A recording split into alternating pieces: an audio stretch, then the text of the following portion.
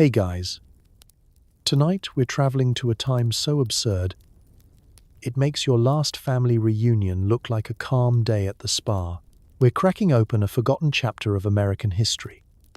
The 1910s, when millions of kids were chain smokers, yes, actual children, with lungs full of hope, dreams, and unfiltered lucky strikes. If you've ever wondered how bad life could get before TikTok, get ready. This is a journey into a world where your average 8-year-old could outsmoke your Uncle Dave, and smoking kills was more of a polite suggestion than an actual warning. But before we ignite this topic, do me a quick favor, like the video and subscribe. But only if you actually enjoy this weird little corner of YouTube. Leave a comment telling me what you're doing right now. Are you folding laundry? Staring at the ceiling? Hiding in the bathroom from your own kids? Either way, it's good to have you here. Now, dim the lights. Turn on a fan for that soft, nicotine-free white noise. Stretch out, get comfortable. And if you really want to get in the mood, maybe drape an old coat over your chair for that authentic turn-of-the-century ambiance. Let's pause a second. Have you ever wondered what it was like to be a child in 1910s America? Did kids really light up before math class? Was it considered cool or just a desperate attempt to avoid the taste of cabbage soup again? Could you get grounded for not finishing your cigarette? Did parents care, or were they too busy coughing themselves into a new tax bracket? Would your classmates judge you for using menthols? Or was that reserved for the fancy city kids? And now, congratulations. You've just woken up in the year 1912. You are 8 years old, you have a job, and someone just handed you a cigarette at breakfast. Good luck. The day begins before the sun, and so does your first smoke.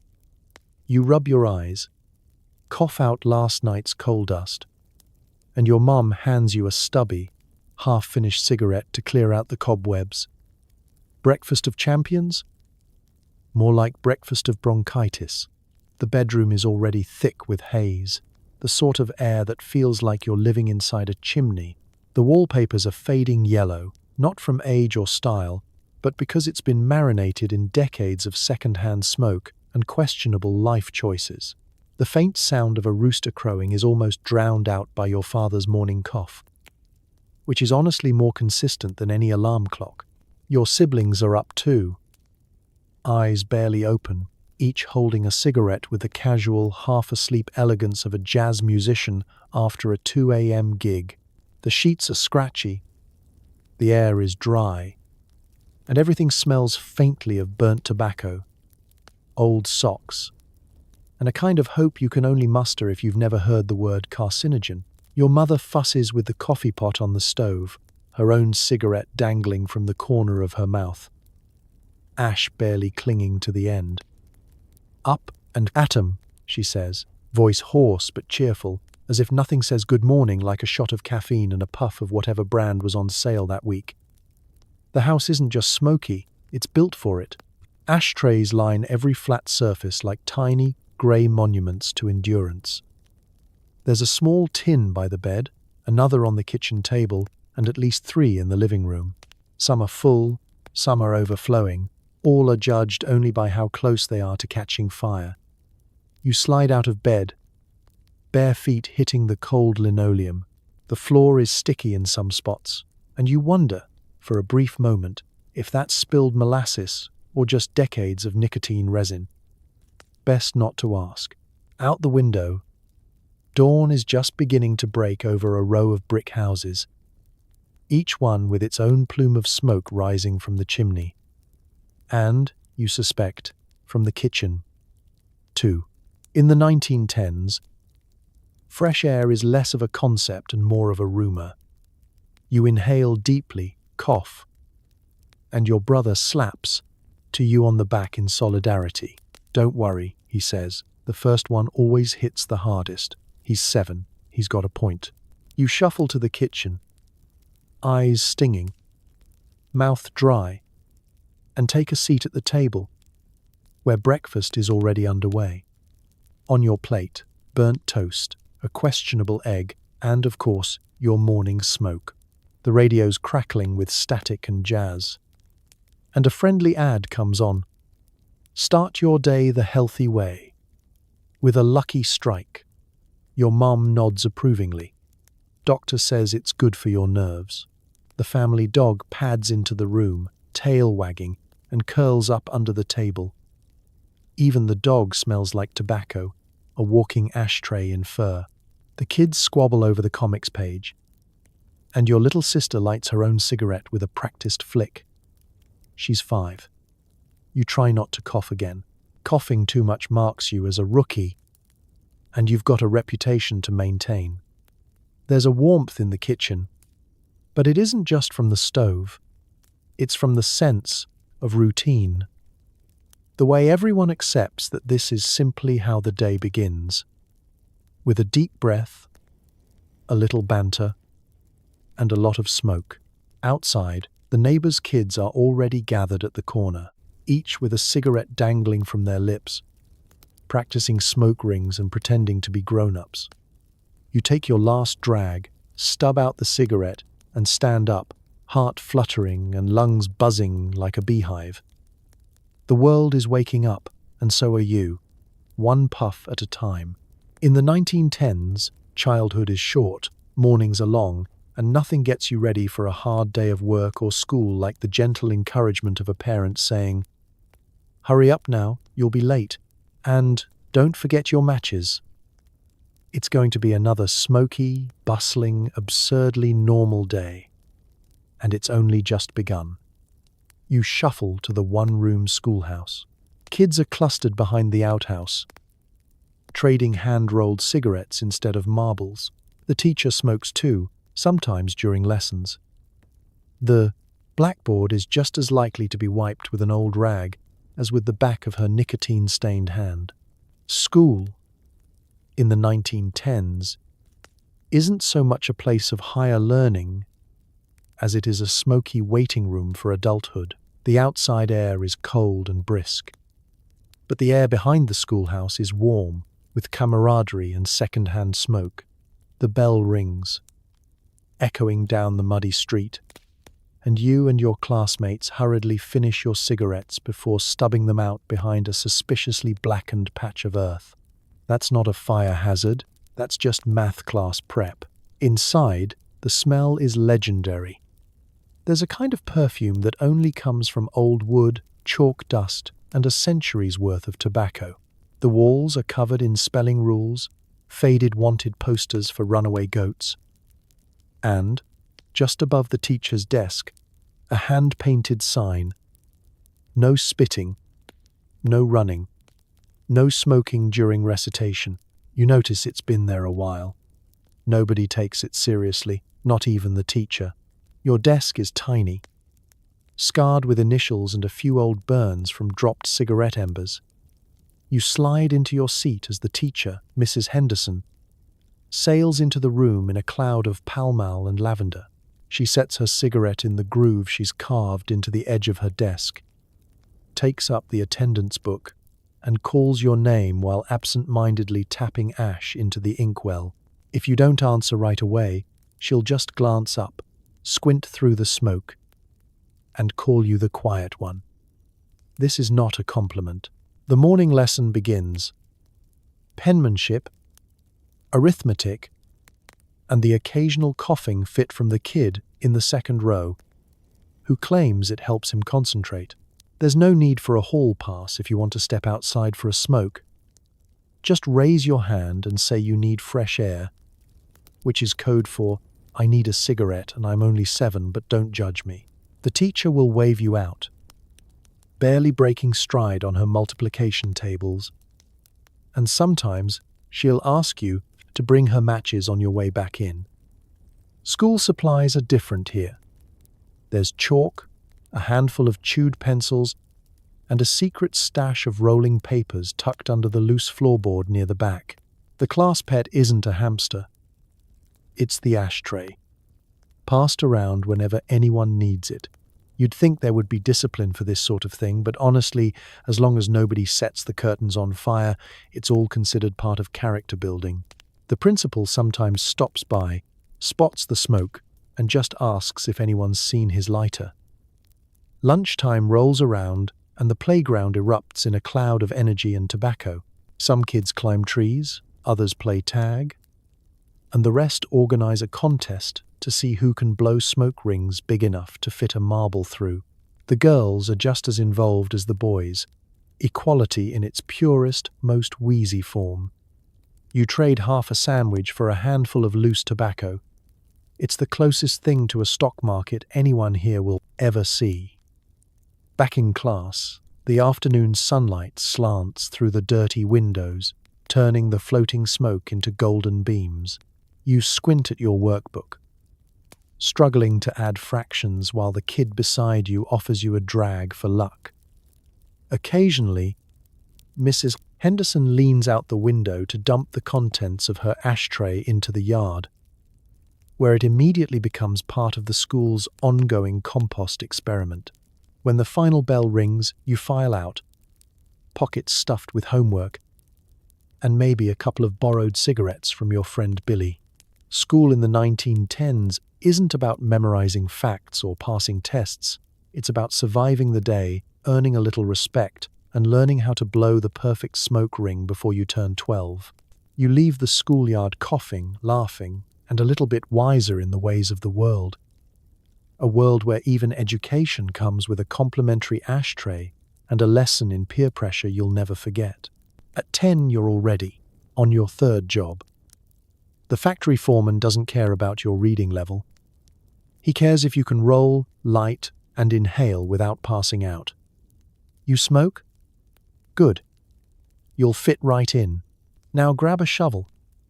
Job interviews in the 1910s aren't exactly what your modern career coach would recommend. Forget LinkedIn profiles and firm handshakes. Here, the only networking that matters happens over a battered tin of loose tobacco and a shared match. You walk in with your shirt tucked in, sort of, shoes scuffed, and lungs already braced for whatever is about to happen. The waiting room? It's a lineup of other kids and a few wiry adults, all chain-smoking with the seasoned professionalism of people twice their age. The ashtrays overflow, and the air is thick enough to slice and serve at lunch.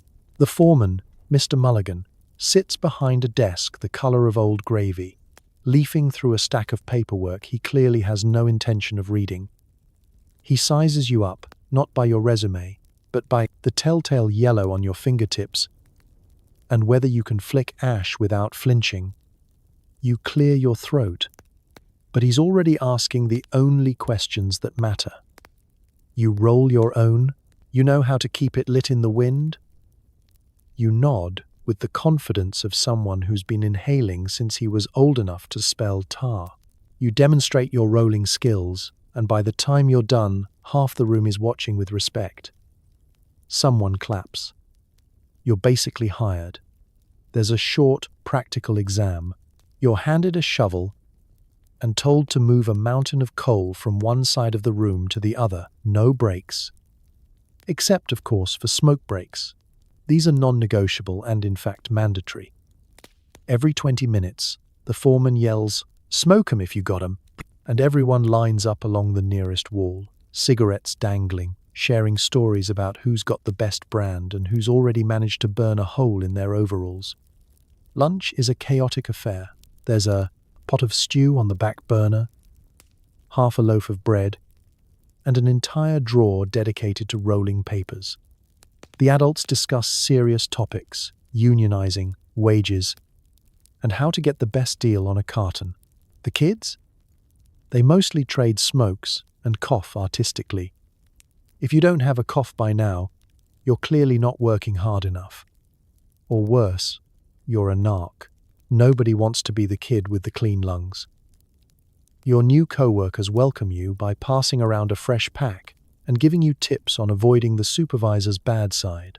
He hates when you ash in the gears, someone warns. But if you give him a cigarette, he'll forget what he was mad about. Job security in 1910s America, built on nicotine and selective memory. By mid-afternoon, your clothes are dusted with soot, Your fingers smell like a mix of coal, sweat, and old gold. And your lungs feel like you've run a marathon inside a fireplace. Still, there's camaraderie here, a weird, smoky brotherhood forged in the mine, fires of shared misery and shared matches. When you catch your breath, or try to, you can't help but notice the pride in the older boys' faces when they light up and exhale a perfect smoke ring, as if it's the only job skill that will really matter when you're promoted to junior shift supervisor. A role that comes with extra rations and an engraved ashtray. As the whistle blows at quitting time, everyone crowds the exit for one last cigarette before home. You collect your day's pay, a few coins, and more importantly, a handful of loose cigarettes for the road. The walk home is a procession of kids, each trailing their own little cloud, feeling a strange sense of accomplishment. You survived another day. You nailed your interview. And, most importantly, you proved you can inhale with the best of them. In the 1910s, that's pretty much all anyone's looking for. And tomorrow? Well, tomorrow you might even get promoted. If you can just remember not to ash in the big boss's lunch pail, forget orange juice and oatmeal. Breakfast is weak coffee, burnt toast, and, if you're lucky, a government-issued cigarette. The cereal mascot is a mustached man winking over a pack of Chesterfields. You shuffle into the kitchen, eyes still half shut, as the smell of brewing coffee blends seamlessly with the gentle haze of last night's smoke. The sunlight filters in through grimy lace curtains, illuminating floating motes of ash, as if you've wandered into a particularly budget version of Narnia. At the kitchen table, your father is already on his second cup and his third cigarette. "Eat up, kid," he says, exhaling a cloud across your plate. "You'll need your energy." Your breakfast options are simple. Black coffee that tastes like the inside of a railroad tie, a slab of toast, toasted only on one side, and, sitting next to the knife, a perfectly respectable cigarette, already half lit, because Mom preps them just the way you like. The radio chirps in the background with an ad jingle. Chesterfields, the morning pick-me-up for the whole family. Nobody blinks. The only crunch at the table is from the burnt edge of your bread and the delicate sound of someone tapping their ash into the communal saucer. You eat in silence, occasionally punctuated by hacking coughs and the sound of a match striking. Your older brother, home from the night shift at the mill, rolls out of bed, wraps himself in a threadbare robe, and grabs a mug. "Pass the smokes," he mutters, not even bothering to ask for butter. Even the family cat sits on the windowsill, tail twitching, squinting through the haze like he's seen it all before. And probably has. Every food item on the table has a faint aroma of tobacco. The jam tastes a little like menthol.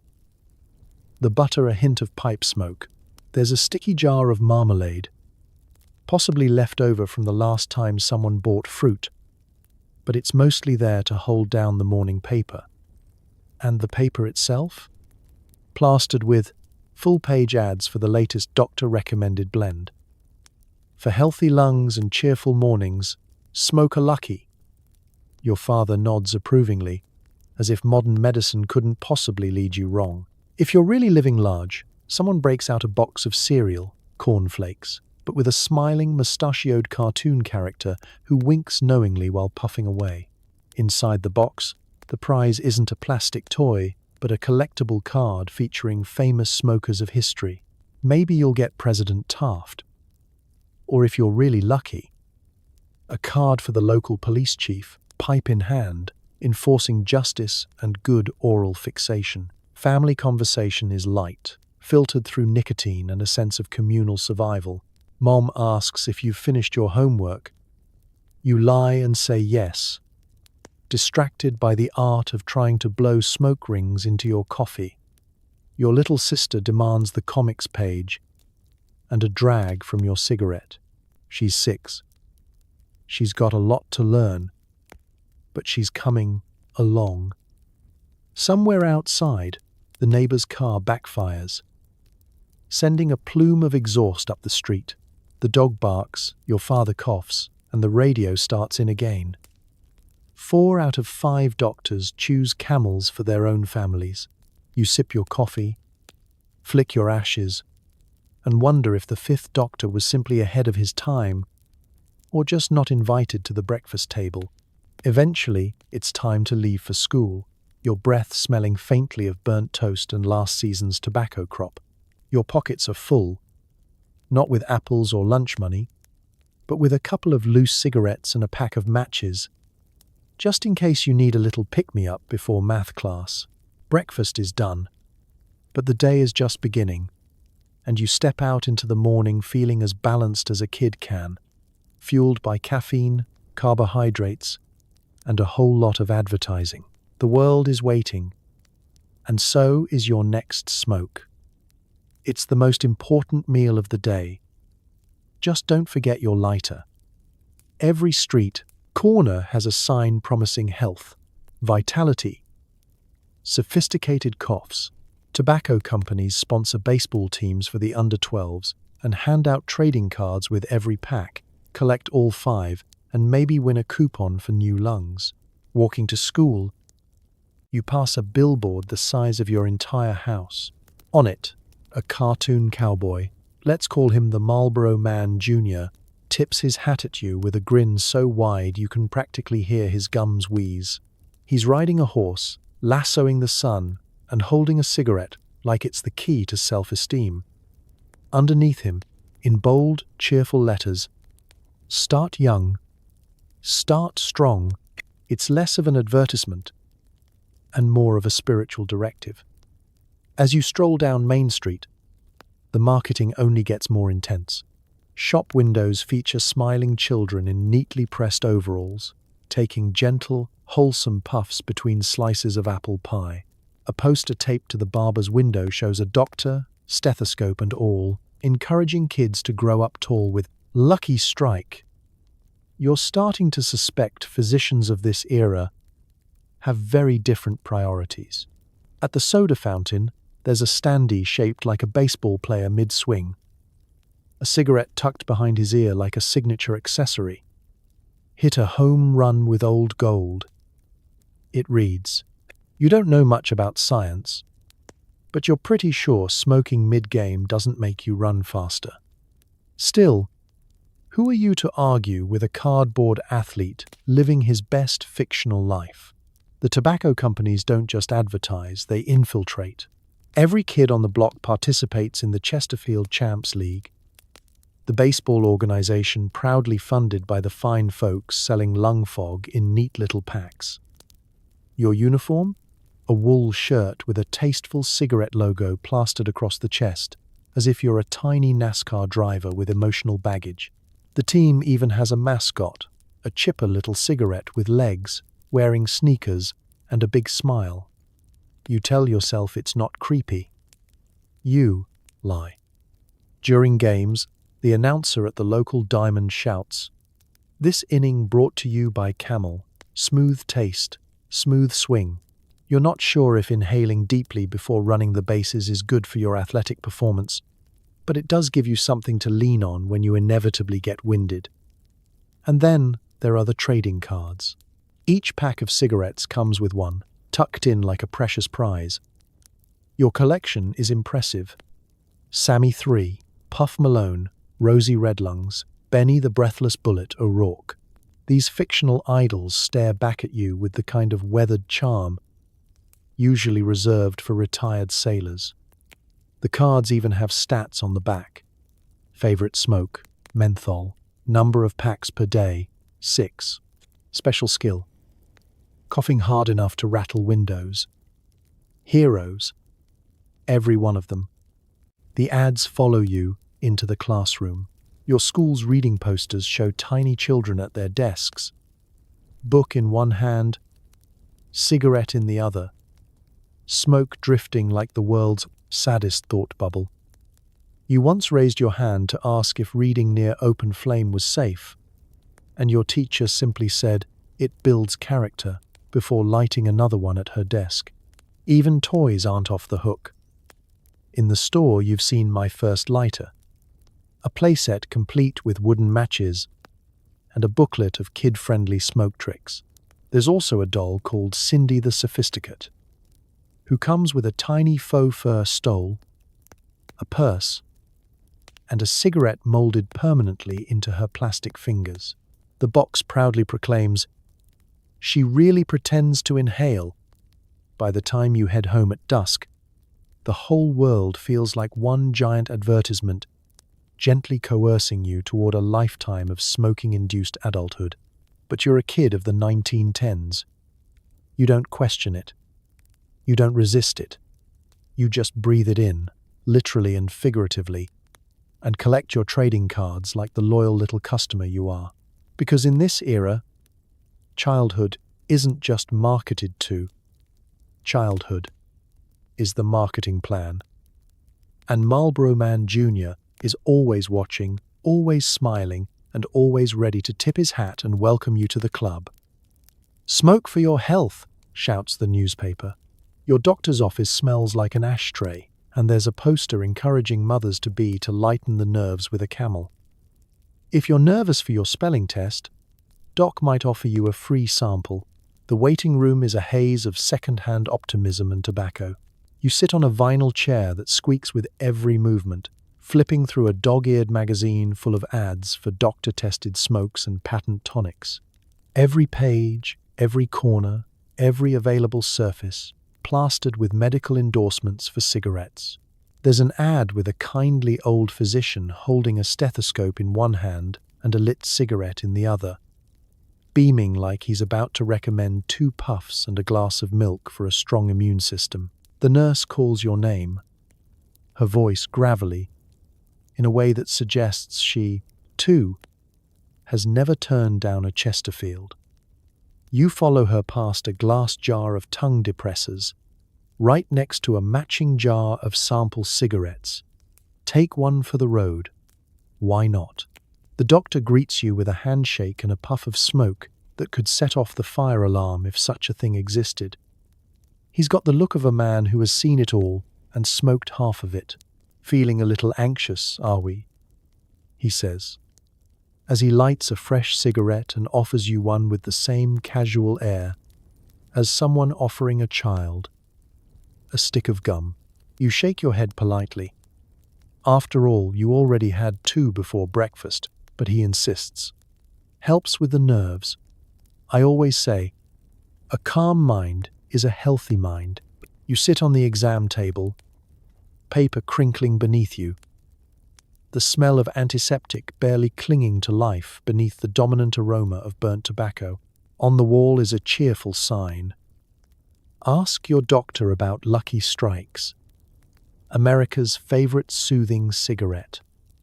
Another poster shows a glowing review from the American Association of Peaceful Lungs, which you're pretty sure is just the tobacco company's marketing department in a fake mustache. Your mum, sitting in the corner, nods along. She's here for her annual checkup, which mostly consists of the doctor listening to her chest with a stethoscope, then declaring her in excellent health for a smoker. He recommends she cut back to half a pack a day during pregnancy. "Everything in moderation," he says, winking, except, of course, for good cheer and fine tobacco. If you're a little fidgety, maybe nervous about the spelling bee, maybe just restless from all the nicotine, he might suggest you take up pipe smoking. It's more contemplative, he says. Very good for focusing the mind. Just ask young Billy down the street. Won the county arithmetic prize and never seen without his corncob pipe. The medicine cabinet is a surreal time capsule. There are pills for colds, bottles of cough syrup, containing so much alcohol you're surprised people don't stumble out of here. And, of course, promotional packs of cigarettes with RX printed on the wrapper. "Doctor's orders," says the label. The only thing healthier, the doctor claims, would be a brisk walk. And even that is best enjoyed with a nice cigar. Every visit ends with a little pep talk about building lung strength and keeping the pipes clean. You wonder if anyone's pipes have ever been this clean, given the frequency with which everyone is scrubbing them with smoke. Still, there's a certain comfort in the ritual. The doctor's calm confidence, the way he expertly blows smoke rings that hover in the air like gentle reminders of his medical wisdom. You leave the office clutching a lollipop, a prescription, and, of course, a complimentary pack of cigarettes for good measure. As you step into the street, the world feels a little lighter, your nerves soothed by the knowledge that the smartest man in town is on your side. Cigarette in hand. After all, if the doctor says it's healthy, who are you to argue? Light up, breathe easy, and prepare for the next big spelling test. That's science. 1910s style. Parents scold you for running in the house but encourage you to smoke. It builds character, says Dad, exhaling a cloud so thick you can't see his mustache. If you cough, you're told to man up. If you don't cough, you're clearly not inhaling right. The contradictions start early and pile up faster than the ash in the kitchen spittoon. 1 minute, you're being yelled at for tracking mud across the clean linoleum. The next, you're being handed a cigarette and told it's a rite of passage. Mom waves a wooden spoon for you to sit up straight, brush your teeth. And for heaven's sake, don't forget your matches. No shoes in the living room. But please light up before company arrives. The house should smell homey. Dad, of course, is the household philosopher on all things character building. He lectures on the value of hard work, respect, and a strong puff. Nothing teaches discipline like rolling your own, he explains, demonstrating the wrist flick passed down through generations. If you get it wrong, he offers advice in the tone usually reserved for family emergencies. Don't pack it too tight, son. And don't drop ashes on the good rug. Even the grandparents chime in. Grandpa says his first cigarette was at age 5, back when you had to fight a chicken for the matches. He survived the Spanish flu and 2 farming accidents, so you don't question his wisdom. Grandma, meanwhile, demands you take your shoes off at the door, then hands you a cigar for helping with the groceries. It's medicinal, she insists, winking and pressing a peppermint into your palm as a chaser. Discipline is a patchwork of rules, some strict, some astonishingly relaxed. Homework must be done before dinner, but if you finish early, you can join Dad on the porch for an after-school special. 1 lucky strike and a lecture on why real men use Zippos. If you're caught sneaking cookies, it's double chores for a week. If you're caught sneaking smokes, you get a gentle reminder to use the family ashtray and not hide butts behind the barn. Meals are a masterclass in mixed messages. Eat your vegetables, Mom insists, so you'll grow up strong. But if you refuse a cigarette after meatloaf, you get a suspicious glance. You feeling all right? She asks, already worried about your constitution. A good smoke helps with digestion. Dad backs her up, waving his fork for emphasis, then sending you out to walk it off with a Chesterfield. Sibling rivalry? It's not about toys or grades, but who can hold a drag the longest or blow the biggest smoke ring. Your older sister, expert in both etiquette and exhalation, always wins family contests. You'll get it, kid, she says. Just remember, don't waste good tobacco and never, ever let the dog near your matches. When you finally go to bed, the contradictions follow you under the covers. Brush your teeth for 2 full minutes, but only after 1 last smoke and a mug of cocoa. Say your prayers and leave your slippers by the door, but don't forget to empty your ashtray. The house is quiet except for the distant clinking of glasses and the soft hum of satisfied coughs. The parent paradox is as American as apple pie and as smoky as Sunday supper. The rules may seem absurd, but there's a weird kind of comfort in their predictability. After all, in a world where running is forbidden but smoking is mandatory, You learn to move slowly, breathe deeply, and never question the logic, at least not out loud. You drift off to sleep, lungs tingling, mind swirling with parental advice, both stern and softly absurd. Tomorrow you'll run when you shouldn't, and smoke when you're told, all in the name of character. And, of course, don't forget your matches. Recess is less about dodgeball and more about who can make the best smoke rings. The cool kids aren't sharing gum. They're swapping matches and tips on the fastest way to sneak a puff before the bell rings. You step onto the playground and instantly spot the usual social structure. There's the swing set crew, the seesaw syndicate, and, reigning supreme, the circle of kids by the big oak tree. These aren't just any kids. These are the ringmasters. The ones who can blow smoke hoops through each other's circles like a circus act gone awry.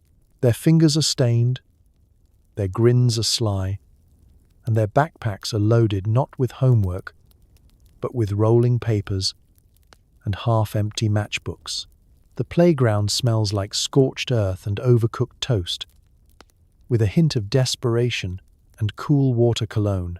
There's a cluster of boys crouched behind the slide, perfecting the double drag and puff, a move so advanced it's rumored the principal once tried it and had to lie down for the rest of the afternoon.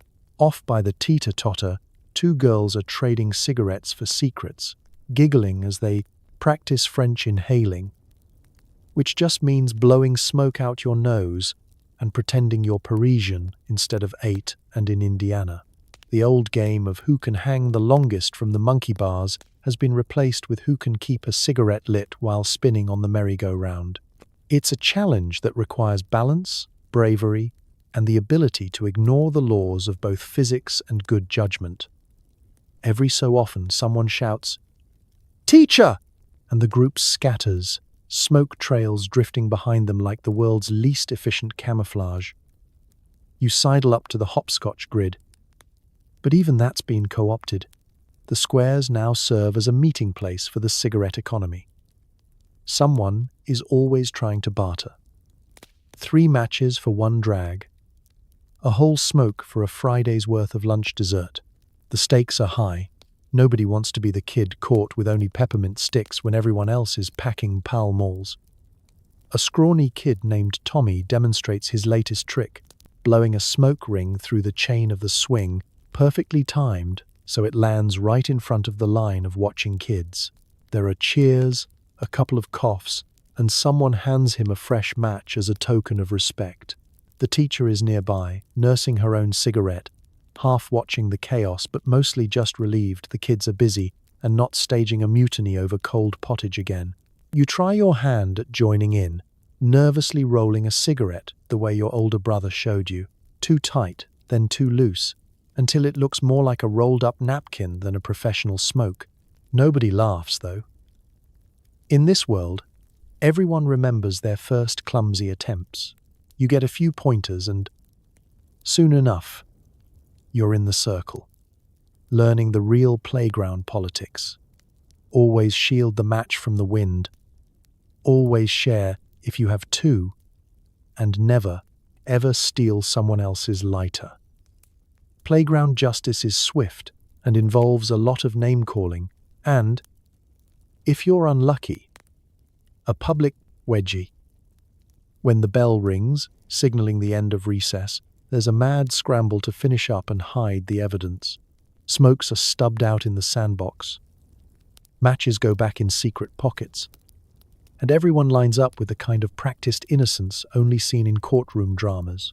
You brush off your clothes, swallow your last cough, and try to look as studious as possible, hoping nobody notices the faint wisp still curling from your hair. In the smoky battleground of the playground, victory isn't measured in points or goals, but in style, secrecy, and the ability to blow a perfect ring while dodging both authority and existential dread. Tomorrow, the games begin again.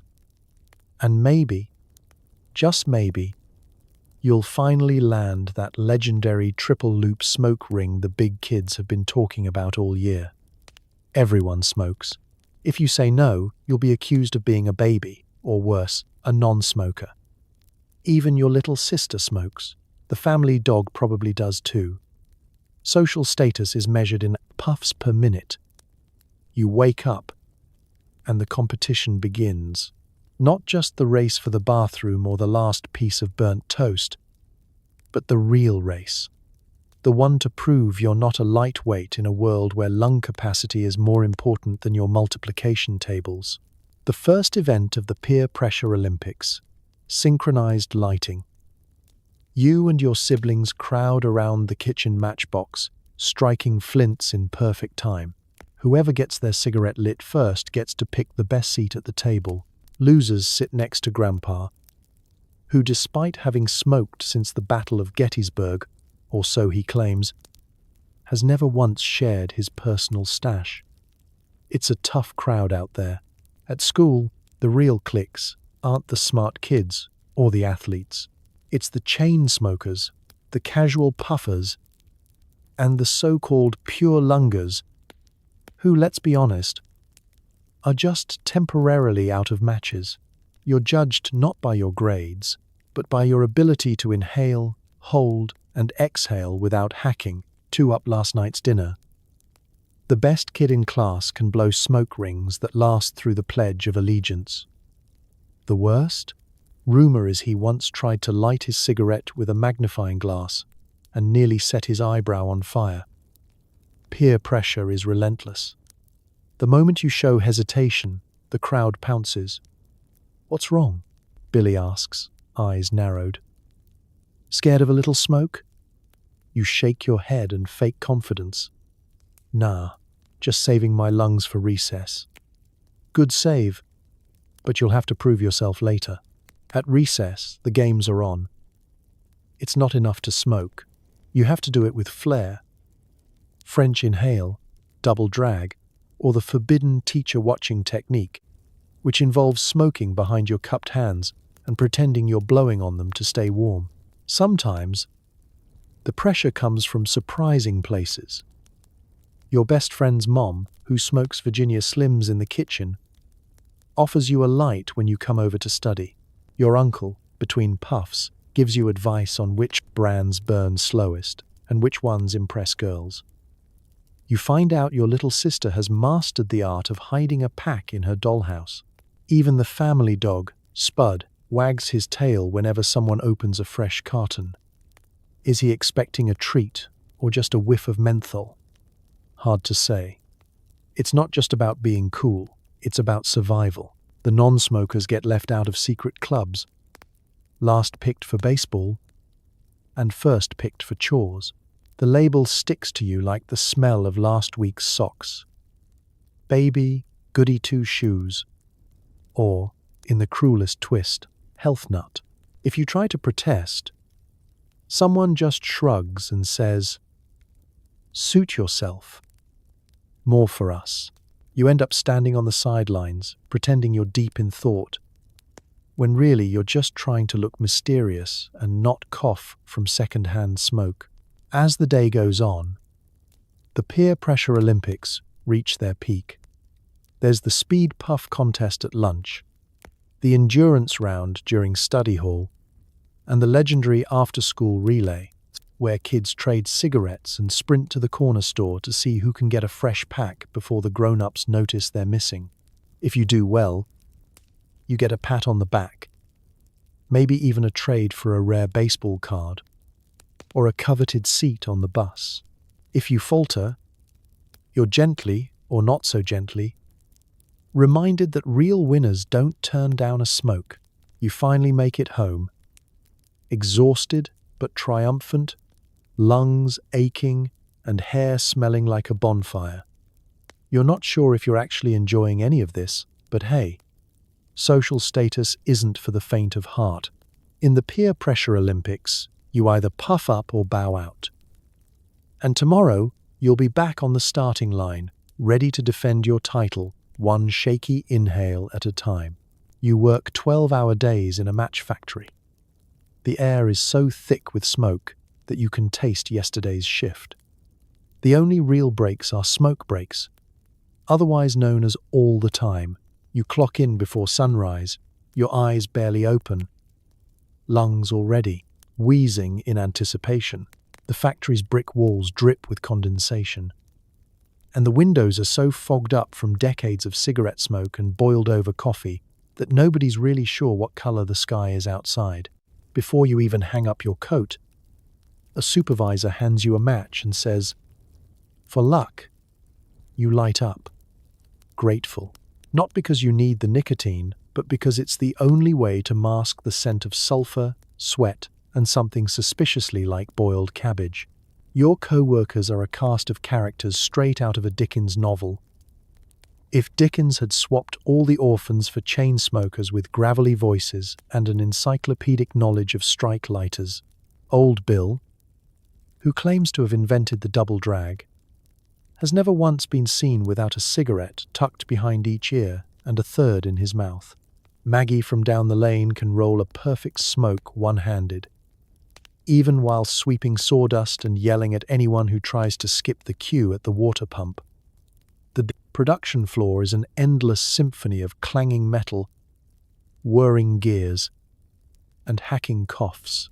There's a haze that never quite settles, half tobacco smoke, half sawdust, and 100% occupational hazard.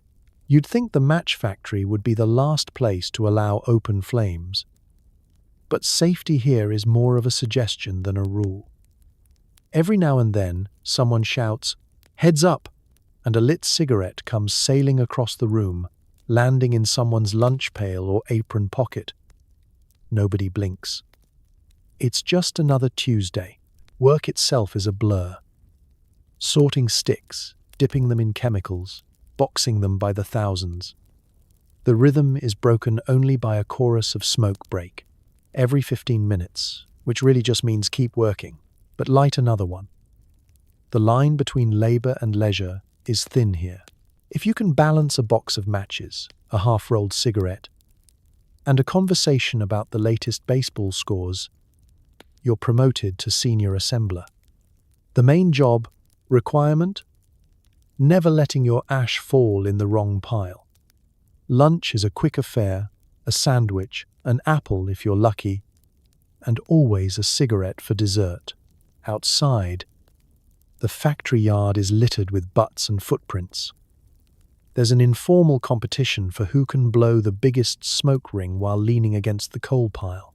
The foreman, a man with a voice like a rusty hinge, paces back and forth, doling out attaboys to anyone who can keep up with both the quotas and the puffs per minute average. Even the machines seem to be in on the act. The stamping press groans and wheezes, a mechanical companion to your own labored breathing.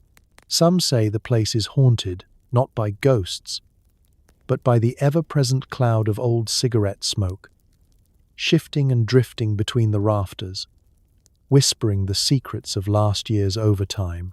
By the end of the shift, your hair, clothes, and skin are steeped in the aroma of 36 tobacco blends. You taste smoke even when you sip water. Your teeth are gritty, your eyes burn, and your voice has dropped an octave. But there's camaraderie here. A bond forged in nicotine, shared hardship, and an unspoken agreement that everyone is just trying to make it to quitting time with all 10 fingers and at least half a carton left. You clock out as the sun goes down, grab your coat, and light one more for the walk home. The world outside feels strangely empty, without the constant background hum of hacking and laughter.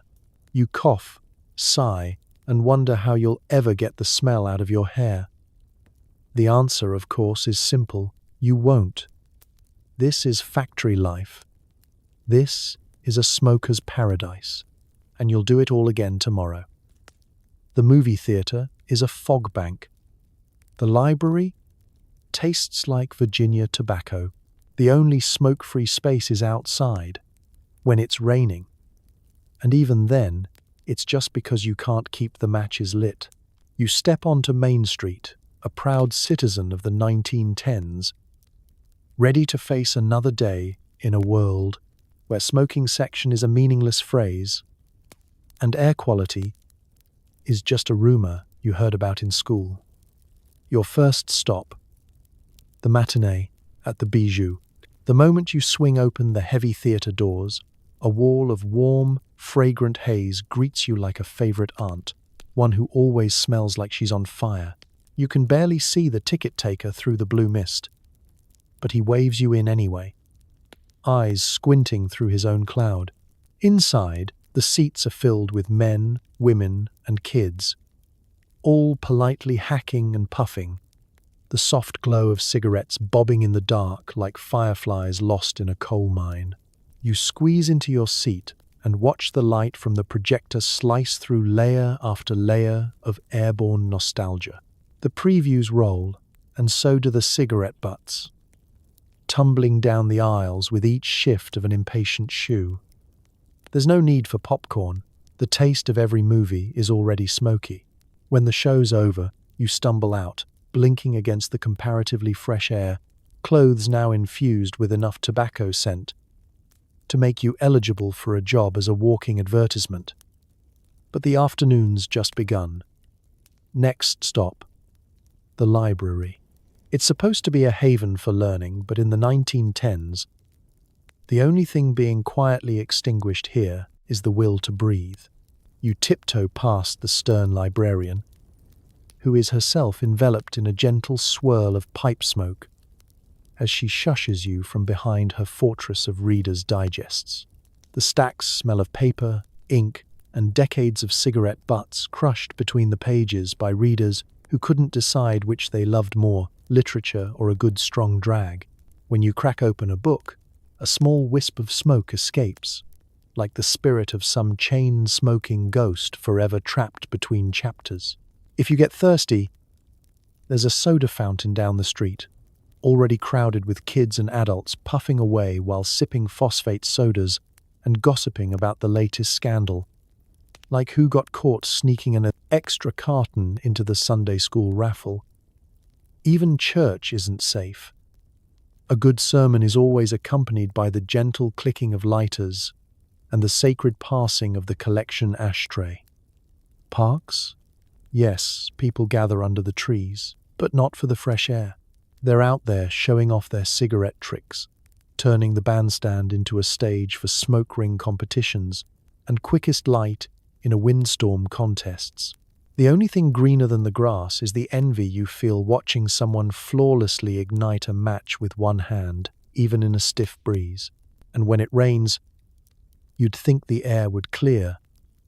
But all it means is a crowd of determined smokers huddled under awnings, frowning at their useless matches and swearing vengeance on the weather. You once saw a man try to light a cigar off a passing streetcar's spark. It almost worked. Almost. Public transport is its own sensory adventure.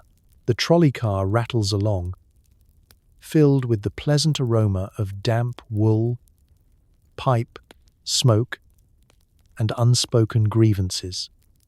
You're not sure where the smoke ends and the complaints begin. The only real break you get is on the walk home in a thunderstorm. No matches, no cigarettes, just you, the rain, and the faintest hope that your lungs might remember what oxygen is supposed to taste like. But as soon as you're home, you dry off, strike a match, and the cycle begins again. In the 1910s, public spaces aren't just smoky. They're practically made of smoke, and you wouldn't have it any other way. Bring your own ashtray. Or better yet, just use your pocket. Everyone else does. America's favorite pastime. Kids playing ball in an empty lot, pockets full of bubble gum and Lucky Strikes. You chew, you spit, you smoke, you run, sometimes all at once. The umpire calls strike and lights up. The sandlot is alive with the sounds of shouts, laughter, and the sharp flick of a match. You squint through the afternoon haze, part dust, part tobacco smoke, and size up the pitcher who's balancing a baseball in one hand and a fresh cigarette in the other. He squints back, exhales, and launches the ball down the line with a flourish worthy of a vaudeville headliner. At first base, Billy is blowing the world's biggest bubble while sneaking a drag between chews. He claims the secret to his game is double bubble and double filtered. But you suspect it's just bravado and pure nicotine-fueled determination. Sally, the shortstop, has mastered the art of keeping her bubble gum on one side of her mouth and her cigarette on the other, a trick the grown-ups admire and warn her not to show off in church. Every base is surrounded by little piles of spent matches and chewed wads of gum. The outfielders have turned empty cigarette packs into makeshift cleat patches, held on by optimism and the adhesive properties of week-old taffy. When a new kid wants to join the game, there's a brief but solemn ceremony. Got gum? Got a smoke? You're in. It's less about talent and more about contribution to the collective stash. The umpire, officially 12 but with the soul of a tired dock worker, puffs a Camel and keeps the peace. Every so often, he calls time, not for an injury or a rule dispute, but because he needs to relight. The only real rule is no dropping ashes on home plate. That's sacred ground, mostly because it's the only patch not covered in scorched grass. Between innings, the dugout, really just a pile of overturned crates and a rotting bench, is a cloud of laughter and friendly arguments about who has the best brand. Some kids trade bubblegum for cigarettes. Others swap stories about relatives who can smoke through their nose or chew 4 sticks of gum without choking. It's a kind of commerce unique to the playground. Every deal sealed with a handshake and a puff. Occasionally, someone's older brother shows up, leans against the fence, and demonstrates a new grown-up trick, like lighting a match on the heel of his shoe or exhaling smoke rings big enough to float over second base. The crowd goes wild, impressed, jealous, and absolutely determined to master the move by next week's game. The sun sets slowly, painting the lot gold while the game carries on. No one keeping score except the kid in right field, who's actually just tallying how many smokes he can bum before dinner. As dusk falls, parents begin calling from front porches, voices echoing down the block. The game ends with a final sprint for home. Someone slides in, raises a triumphant fist, and grins with a mouthful of pink gum and a lucky strike dangling from their lips. You gather up your gear, battered glove, half-chewed gum, and a pocketful of slightly squished cigarettes. Someone suggests a night game under the street lamps, but everyone knows it'll just turn into a contest to see whose smoke is brightest in the dark. You walk home with tired legs and sticky fingers, hair smelling like grass, dirt, and half the brands in the tobacco aisle. Tomorrow, the lot will be empty, the grass smouldering gently under a carpet of bubblegum and cigarette butts, waiting for the next afternoon's all-star game, where the only thing more competitive than baseball is the art of blowing bubbles and smoke at the same time. And so, you get ready to do it all again. America's pastimes in one hand, and your next smoke in the other. Who can smoke the most in 5 minutes? Who can blow smoke out of their ears? Urban legends swirl of a kid in Ohio who smoked 20 in a row and saw God, or maybe just passed out behind the soda shop. The great tobacco stunts are the unofficial Olympics of childhood in the 1910s. You and your friends gather behind the corner store, adrenaline high and lungs ready for battle. The contestants, some seasoned, others ambitious newcomers, eye each other with the kind of intensity reserved for prize fighters and people about to eat a questionable hot dog at the county fair. The opening event is the AT9's Speed Puff. Someone checks the pocket watch, shouts "Go!" and a flurry of matches erupt like fireworks. Smoke billows. Kids double fist cigarettes, puffing so rapidly that the tip of each cigarette glows like a tiny coal-fired locomotive. Time seems to slow down, replaced by frantic counting and a background soundtrack of competitive coughing. Billy from down the street claims last summer he finished a dozen in 4 minutes and only coughed for 2 days straight. He's the reigning champion, eyes watery, but with the swagger of a man twice his age and half his lung function. This year, you're determined to beat him. You grip your own pack, hand-rolled, slightly crooked, but yours, and brace yourself for glory or collapse. Next up is the artful trick category. Here's where the real legends are made. Some kids can exhale smoke through their nose and mouth at the same time. Others attempt the legendary reverse waterfall, breathing smoke in through one nostril and out the other. The bravest among you try to blow smoke out of your ears, a stunt that involves so much holding your breath, squeezing your nose, and looking faintly purple that it's not clear if you're showing off or just deeply regretting your choices. An audience gathers, kids, teenagers, even a few adults pretending they're just waiting for the bus. The pressure is on. Bets are placed. Marbles, comic books, an extra piece of bubblegum, or the prized possession, an unbroken matchbook from the fancier restaurant in town. The referee is whoever managed to swipe their dad's stopwatch, although everyone agrees they'll fudge the numbers if someone looks like they're about to lose consciousness. Stories swirl of legendary feats. The kid who smoked a whole pack while skipping rope, or Susie Miller, who once lit 5 cigarettes at once and blew a smoke ring so big it scared the mayor's horse. The king of urban legend, though, is Tommy Iron Lungs Johnson, rumored to have smoked 20 in a row and briefly communed with higher powers, although others say he just fell asleep and drooled on the pavement for an hour. Danger is all part of the thrill. You'll burn your eyebrows off, warns someone's older brother. You'll turn green and explode, yells another. The warnings are part of the ritual.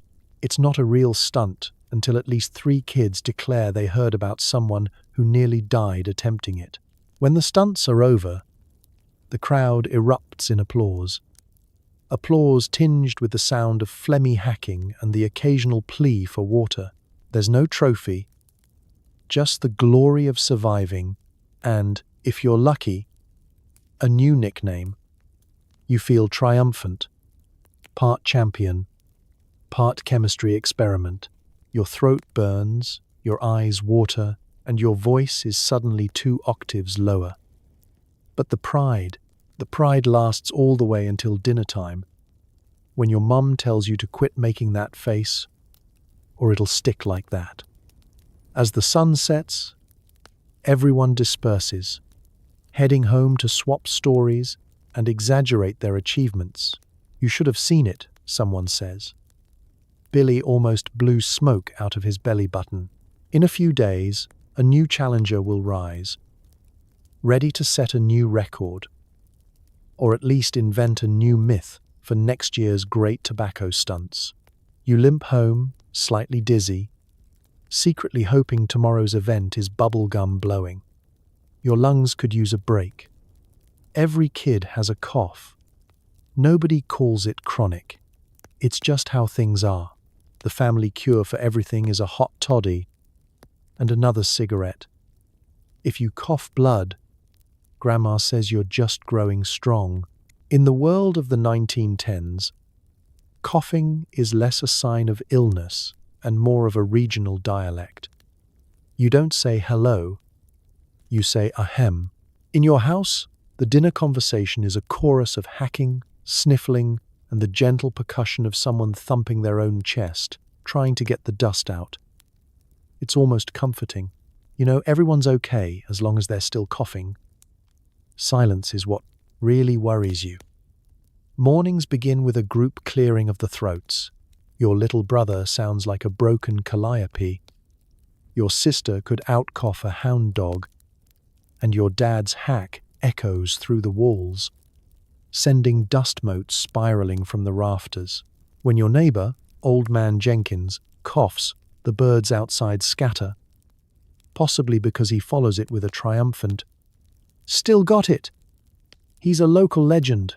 No one calls the doctor unless things get really dramatic, like coughing so hard you knock over the stove dramatic. Instead, you're handed a mug of hot toddy, part tea, part mystery syrup, part whatever whiskey was left in the cabinet, told to rest and encouraged to just take it easy with a nice, relaxing cigarette. The warmth supposedly soothes the throat and, according to Grandma, keeps the humours flowing. You don't know what a humour is, but you're pretty sure you've coughed up a few. The range of coughs is impressive. There's the schoolyard squeaker, the deep-down rumble, and the infamous silent but deadly, which means you're not actually coughing, you're just holding it in so you don't get sent outside for disturbing the lesson. Kids swap stories at recess about who coughed up what. Billy claims he hacked up something that looked like a raisin. Sally says she once coughed so hard she saw stars. There's always someone with a wheeze that could soundtrack a horror film. It's not just accepted, it's expected. If you walk into a room and everyone's breathing quietly, you check for ghosts. The teacher has a whistle, not for keeping order, but for signaling when it's time for everyone to stop coughing and start arithmetic. During spelling tests, the room rattles with so many hacks, you'd think there's a secret Morse code message being tapped out about the evils of penmanship. And yet, no one is particularly worried. The belief is simple. Coughing is a sign of vigor. If you can cough hard, you can work hard. Strong lungs, says Grandpa, nodding as you nearly collapse from a coughing fit, run in the family. If you get a fever, there's Vicks, mustard plasters, and naturally another cigarette to open things up. The real fear is not coughing. That's when the family circles the bed, whispering about cures involving onions, goose grease, and cold compresses you hope are optional. Wheezing, meanwhile, becomes a competitive sport. Who can make the loudest rattle? Who can sustain it the longest? Bonus points if you can carry a tune or make the dog howl. The family dog, for what it's worth, has developed his own gentle hack, usually reserved for begging at the table or expressing existential dread during thunderstorms. He fits right in. If, on occasion, someone coughs blood, the response is universal.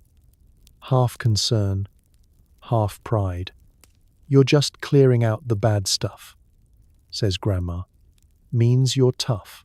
She's outlived most of her siblings and credits it entirely to her twice-daily cigarette and an unwavering faith in the healing power of stubbornness. As you drift off to sleep, the household coughs and wheezes gently around you. It's the lullaby of a generation, part melody, part medical mystery.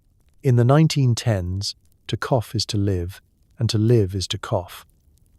You just hope tomorrow's wheeze sounds a little more melodic, or at least impresses someone at school. Your teacher keeps a spittoon under her desk. If you're really good at arithmetic, she'll reward you with a fresh cigarette. Class presentations are frequently interrupted by someone hacking up a lung. Show and tell often includes someone's new lighter. The schoolhouse is a microcosm of American life in the 1910s.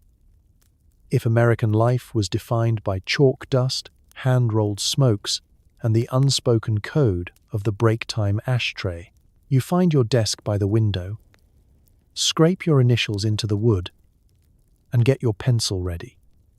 That is, if you can find a pencil that hasn't already been swapped for rolling, papers, or a box of matches. As the bell rings, the room settles into a smoky routine. The teacher, Miss Thompson, begins the day by flicking open her cigarette case and passing it around. "Take one if you need to focus," she says. It's a generous offer, though you suspect it's mostly so she doesn't have to share her private stash of Turkish blends. The students accept eagerly, as if this is the only form of positive reinforcement they'll get until report cards. Lessons proceed at a leisurely pace, punctuated by the soft thud of the spittoon and the sharper sound of someone failing to hold in a cough. There are regular fresh air breaks, though fresh is relative, as the schoolyard is just as foggy as the classroom, and the outhouse is more of a smokehouse. Arithmetic is serious business. Solve enough long division problems, and you might just get a gold star and a hand-rolled prize. The ink on the paper barely dry. Miss Thompson has an eye for talent and a heart for anyone who can recite multiplication tables without collapsing in a fit of hacking. Science class is, frankly, a fire hazard. The students crowd around as Miss Thompson demonstrates how to create smoke rings using a glass beaker, a candle, and the class's combined cigarette supply. The experiment ends when the janitor bursts in, waving his arms and shouting about ventilation and fire insurance. He's ignored. He always is. English lessons are just as lively. Someone in the back reads a poem about the romance of a midnight cigarette, while the rest of the class debates whether the word phlegm is spelled with a silent G or if it's just a sound effect. Book reports are delivered in voices made raspy by a semester's worth of unfiltered camels. The best speaker gets applause and a congratulatory light. Show and tell is a weekly highlight. Last Friday, Billy brought in a genuine Cuban cigar from his uncle, who works on the railroad. Sally showed off her new lighter, engraved with a daisy and the promise it's windproof, waterproof, and almost teacher-proof. The teacher, impressed, let her light the class candle for story time. Occasionally, a school inspector visits and tries to enforce new rules about tobacco use, only to be met with a united front of teachers and students alike. It's for focus, Miss Thompson insists, exhaling a perfect smoke ring that floats across the inspector's hat. The inspector shrugs and quietly leaves, wiping chalk dust and ash from his coat. Sometimes, between lessons, the classroom transforms into an informal clinic. If someone's cough sounds especially dramatic, Miss Thompson prescribes a warm drink and a light smoke to open the chest. Nobody questions her wisdom. She's been teaching for 20 years and has survived 3 epidemics and at least 1 suspicious fire. At day's end, the floor is littered with pencil shavings, ash, and the scattered remnants of a dozen hand-rolled smokes. The students file out, coughing, chattering, and ready for another round of smoke rings on the playground. This is education, 1910s style. A blend of discipline, improvisation, and the ever-present, comforting haze of tobacco in the air. You just hope you remember your homework and your matches. For tomorrow, Christmas morning, stockings are filled with candy canes and small packs of smokes. The best birthday present is a monogrammed cigarette case. Forget Red Ryder BB guns, everybody wants a Zippo. The holidays in the 1910s are nothing if not festive, and nothing says joy to the world quite like the warm glow of a family chain, smoking around the tinsel-clad tree. You tumble down the stairs in footy pajamas, your head still heavy with dreams of sugar plums and unsupervised matches. And what's waiting for you in the living room? A stocking bulging at the seams with peppermint peanuts, and a shiny foil-wrapped carton of Chesterfields just for you. The tag says, "From Santa." You suspect it's Mom, but you play www.o along. No one wants to ruin the magic. Gift giving is a carefully curated ritual. Grandpa passes out hand-rolled cigars from a battered tin, the label faded and sticky with the ghosts of Christmas past. Grandma gifts you a silver-plated match, safe to keep your sparks dry and your fingers clean. Your little sister squeals with delight as she opens a box of bubblegum cigarettes, real bubblegum, but rolled in a little bit of powdered sugar and wrapped to look just like the grown-up thing. She blows a pink bubble and lights up a real one just to compare. The best presents aren't toys, they're status symbols. That fancy cigarette case, engraved with your initials and a mysterious date, maybe the day you graduated from candy cigs to the real deal, is the envy of all your cousins. You snap it open with a practiced flick, like you've seen in the movies, and feel instantly mature. Uncle Joe gives you a pocket lighter, one of those heavy brass ones with a flip top and a tiny wheel. You spend half the day perfecting the one-handed light, burning your thumb, dropping the case, and nearly setting your Christmas sweater on fire. Nobody minds. Uncle Joe just laughs and shows you the trick again. Holiday traditions revolve around tobacco. The family photo is taken with everyone holding their favorite brand. A cloud of smoke hovering above the tinsel like a private weather system. Someone plays carols on the upright piano. The rest of the family harmonizes through a chorus of coughs, wheezes, and the occasional accidental whistle from a kid who hasn't quite mastered the art of breathing and smoking at the same time. Even the holiday meal can't escape. Ashtrays are everywhere, next to the mashed potatoes, tucked behind the cranberry sauce, perched on the windowsill above the pies. The meal pauses so Grandma can sneak a smoke before dessert. The uncles disappear for a fresh air break, which mostly involves everyone gathering on the porch and marveling at the neighbor's new lighter. Birthday parties are more of the same. You look forward to the ritual of opening presents in front of your friends, hoping for a box of your favorite brand, maybe even a novelty pack, in a flavor you've never tried. The biggest moment comes when you unwrap a Zippo, sleek, shiny, and guaranteed to last longer than your first attempt at blowing smoke rings. Red Ryder BB guns are nice, but a Zippo is freedom, power, and social capital, all in the palm of your soot-stained hand. When the holidays end, and the guests depart in a swirl of winter wind and spent matches, you tuck your treasures away. The monogrammed case slides into your jacket pocket. The new carton gets stashed in your dresser drawer, right next to last year's harmonica and a pile of birthday cards. You drift off to sleep in a room filled with the faint, sweet scent of peppermint, pine needles, and lingering tobacco smoke, dreaming of next year's loot. In the 1910s, nothing says love quite like a stocking stuffed with smokes. And who needs a toy train anyway, when you've got the best lighter on the block? There are entire magazines dedicated to tobacco tips for boys. Advice columns answer burning questions like, how do I keep my pipe lit in the rain?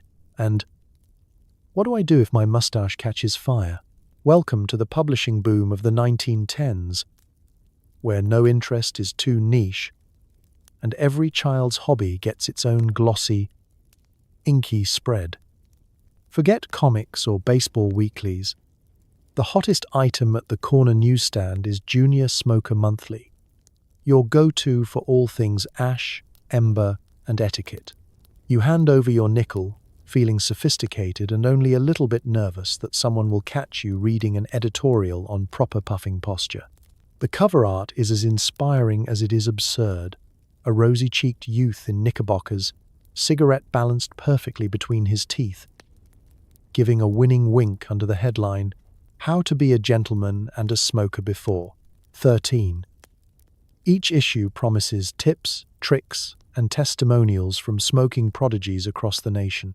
You flip through the pages, heart pounding with the kind of anticipation usually reserved for Christmas morning and the arrival of the new baseball cards. Inside, the advice columns are a goldmine. Worried about rain ruining your roll? Ask Uncle Smokestack, who writes a monthly essay on all-weather puffing and recommends carrying an oilskin pouch and a brave attitude. Wondering what to do when your pipe flares up mid-recital? There's a whole section called Burnt Brows and Bravery, filled with letters from kids who learned the hard way that facial hair and open flame are a dangerous mix. The Tricks of the Trade page is a favorite.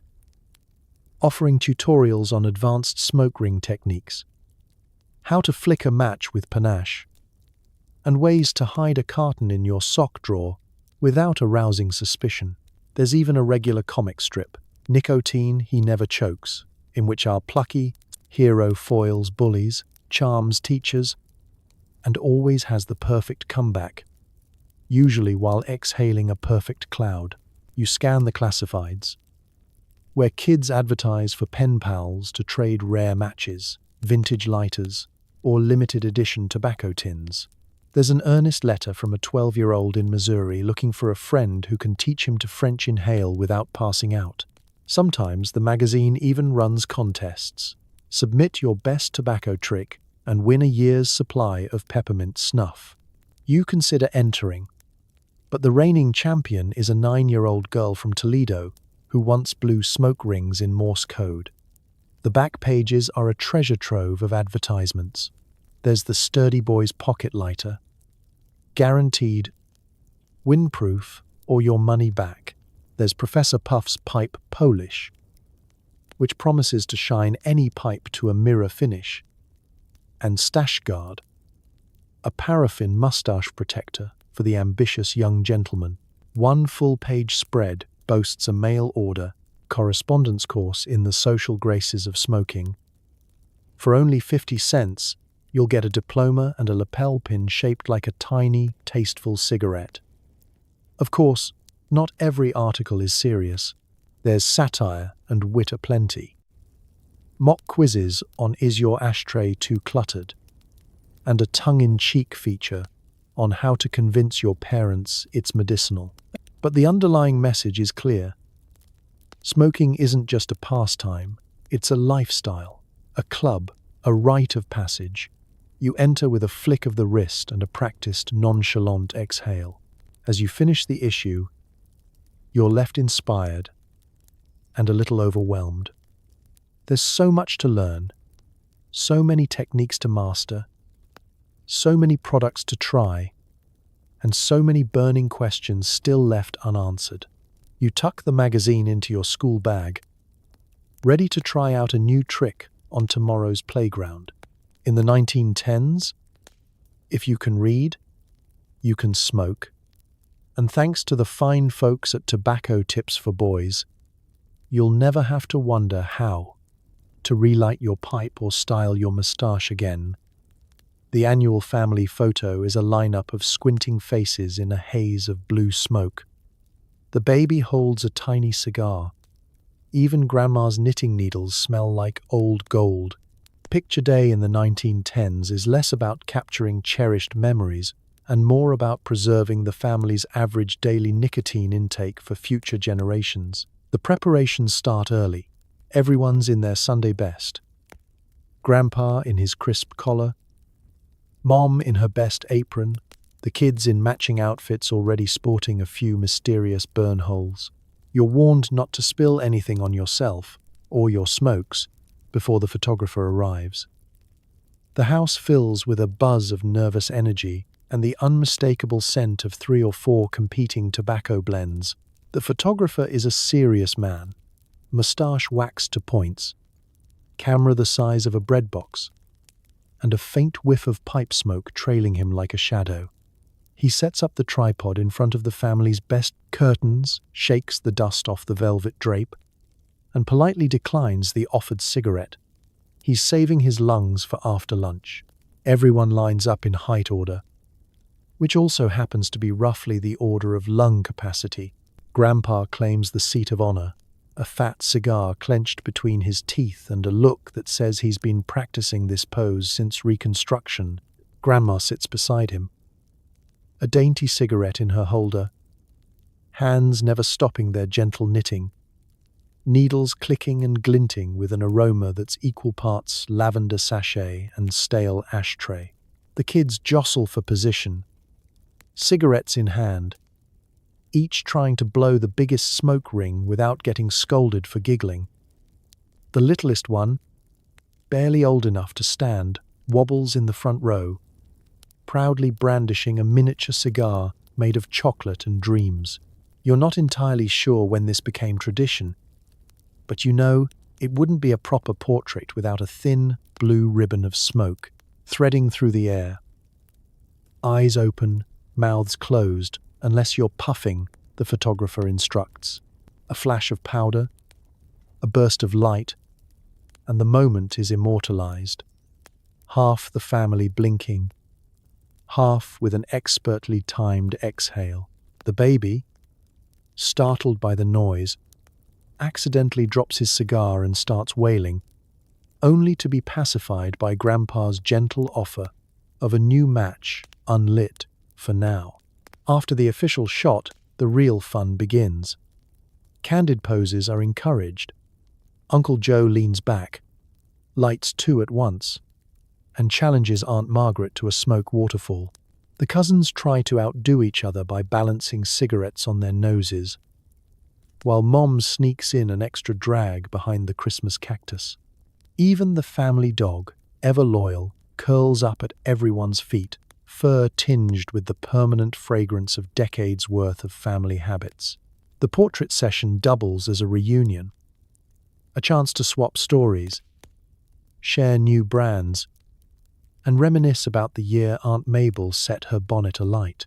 Conversation drifts from crops to politics, then back to tobacco. Remember when matches cost a penny? Do you still roll your own, or are you too fancy now?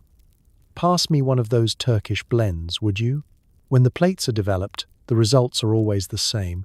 A warm, blurry gathering of loved ones, barely visible through an affectionate pall of smoke. You stick the new photo on the mantel next to last year's, noting that the cloud above Grandpa's head has grown a little denser. But the smiles haven't faded. Even Grandma's knitting, displayed in the frame, looks like it's been gently aged in a humidor. As the house settles down and the smoke thins, you look around at the contented faces, the echo of laughter, and the gentle clink of a lighter closing. In these smoky family portraits, you see not just a record of faces, but a living, breathing testament to a shared history, a family bonded by love, tradition, and a truly remarkable tolerance for blue haze. And, somewhere in the background, the baby's tiny cigar smolders, future generations already getting the hang of it. Coaches encourage the baseball team to take the edge off before a game. The fastest runner is also the heaviest smoker. You might not win the race, but you'll look very relaxed finishing it. Sports in the 1910s are a heady mix of sweat, dust, and sweet, sweet tobacco. The local field is a patchwork of bald grass, worn bases, and half-buried cigarette butts that mark where last week's right fielder gave up and sat down for a smoke. The dugout smells like liniment, old leather, and 1,000 unfiltered lucky strikes. The pre-game huddle isn't for pep talks. It's for swapping brands and practicing French inhales. Coach O'Malley paces the sideline, one hand gripping a clipboard, the other expertly twirling a half-burnt cigarette. "Nervous?" he asks, looking at you and your teammates. "Light up. The best players always smoke before they swing." You're pretty sure he means physically, not just metaphorically. Nobody questions it. If the coach says smoking builds character and strong lungs, you believe him. Before the first pitch, you watch as the shortstop flicks his lighter, takes a slow drag, and blows a perfect smoke ring through the catcher's mitt. "That's my secret to stealing second base," he winks. Smoke blinds the other team. You nod in awe, trying not to choke on your own cigarette as you stretch.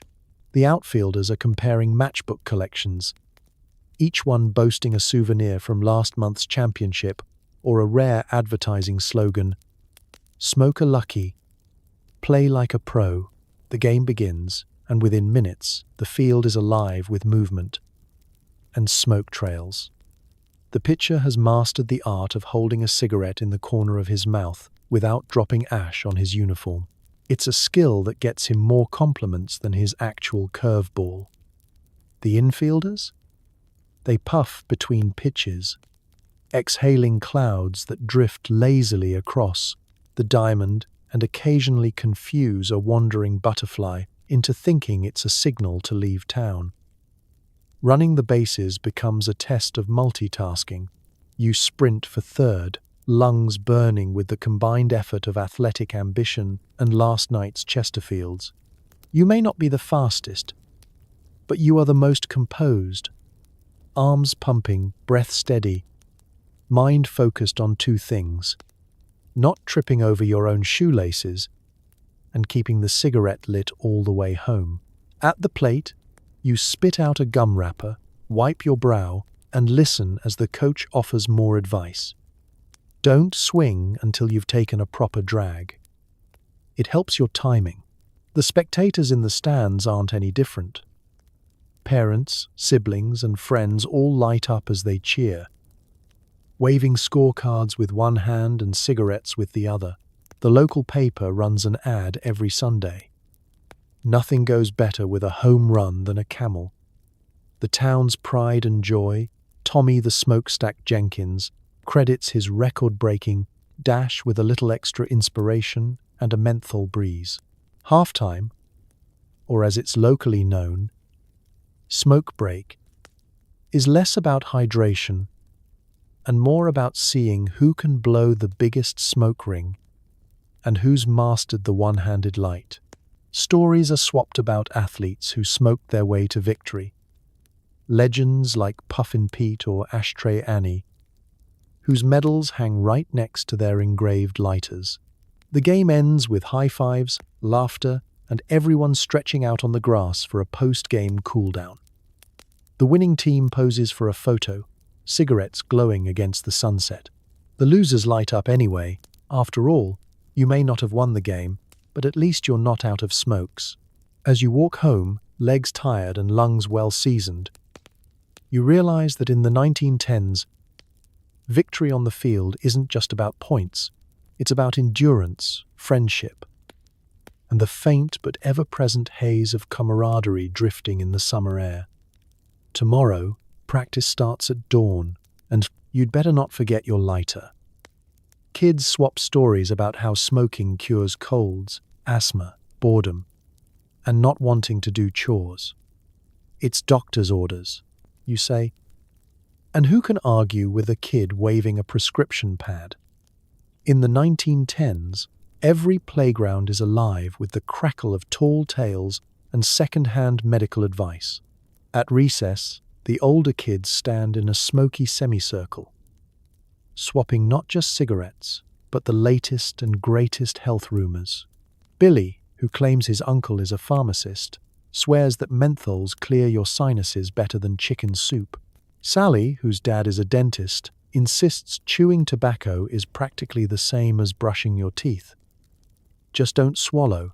You sit on the swing set, listening in, waiting for your moment to join the conversation. Everyone has a story. Johnny says his doctor prescribed him 2 Camels a day and a good night's sleep for his chronic sniffling. Emily swears that her bronchitis vanished after she started splitting a lucky strike with her older sister before dinner. There's no way to prove or disprove these claims, and that's the point. The legend grows with every retelling. You need to get out of chores? Try the classic line.